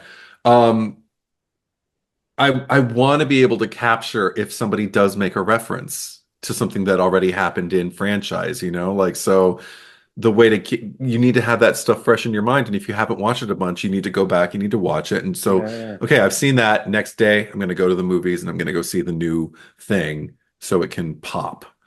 So if you do something, I can go like, oh, because that's like a parallel with like that. Well, I do enjoy that. and there's, I mean, obviously just the Colleen's and Guy Lapointe show up in yoga hosers, but also just like Mhm. the little the what do they call them? It's the Manitoba manatee, even though he's not actually a manatee.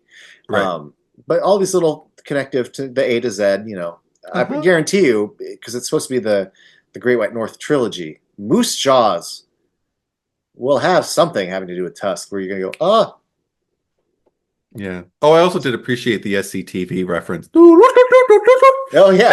I can't go that high, but I was like, oh hey, Danny Thomas. Okay. Well, just the whole you're talking about like what do Canadians think of this, and I'm like, well, to me, this is Kevin Smith's Canada by way of like Bob and Doug McKenzie. Like it's not real. It's not real Canada.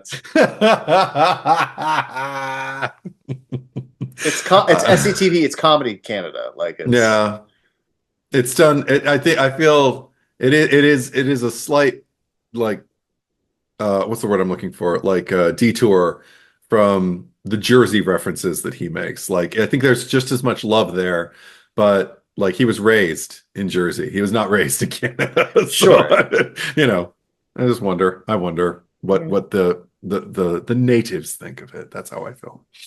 Yeah. Yeah. I'll ask one sometime. Okay. I will too. Cool. I'm excited for the next one because this movie allowed us to get yoga hosers. Yeah, I had a good time with that. That's actually one I have seen multiple times, and I actually kind of appreciate that one more and more as I watch it. Yeah, and I liked it. I liked it a lot the first time I saw it. But we'll talk about that. Spoiler alert. Yeah. Spoilers, eh? Anybody who made it this far deserves to know. Well, thank you for joining me. Thank you all. And we'll be back with the yoga hosers, eh? I'm not saying A.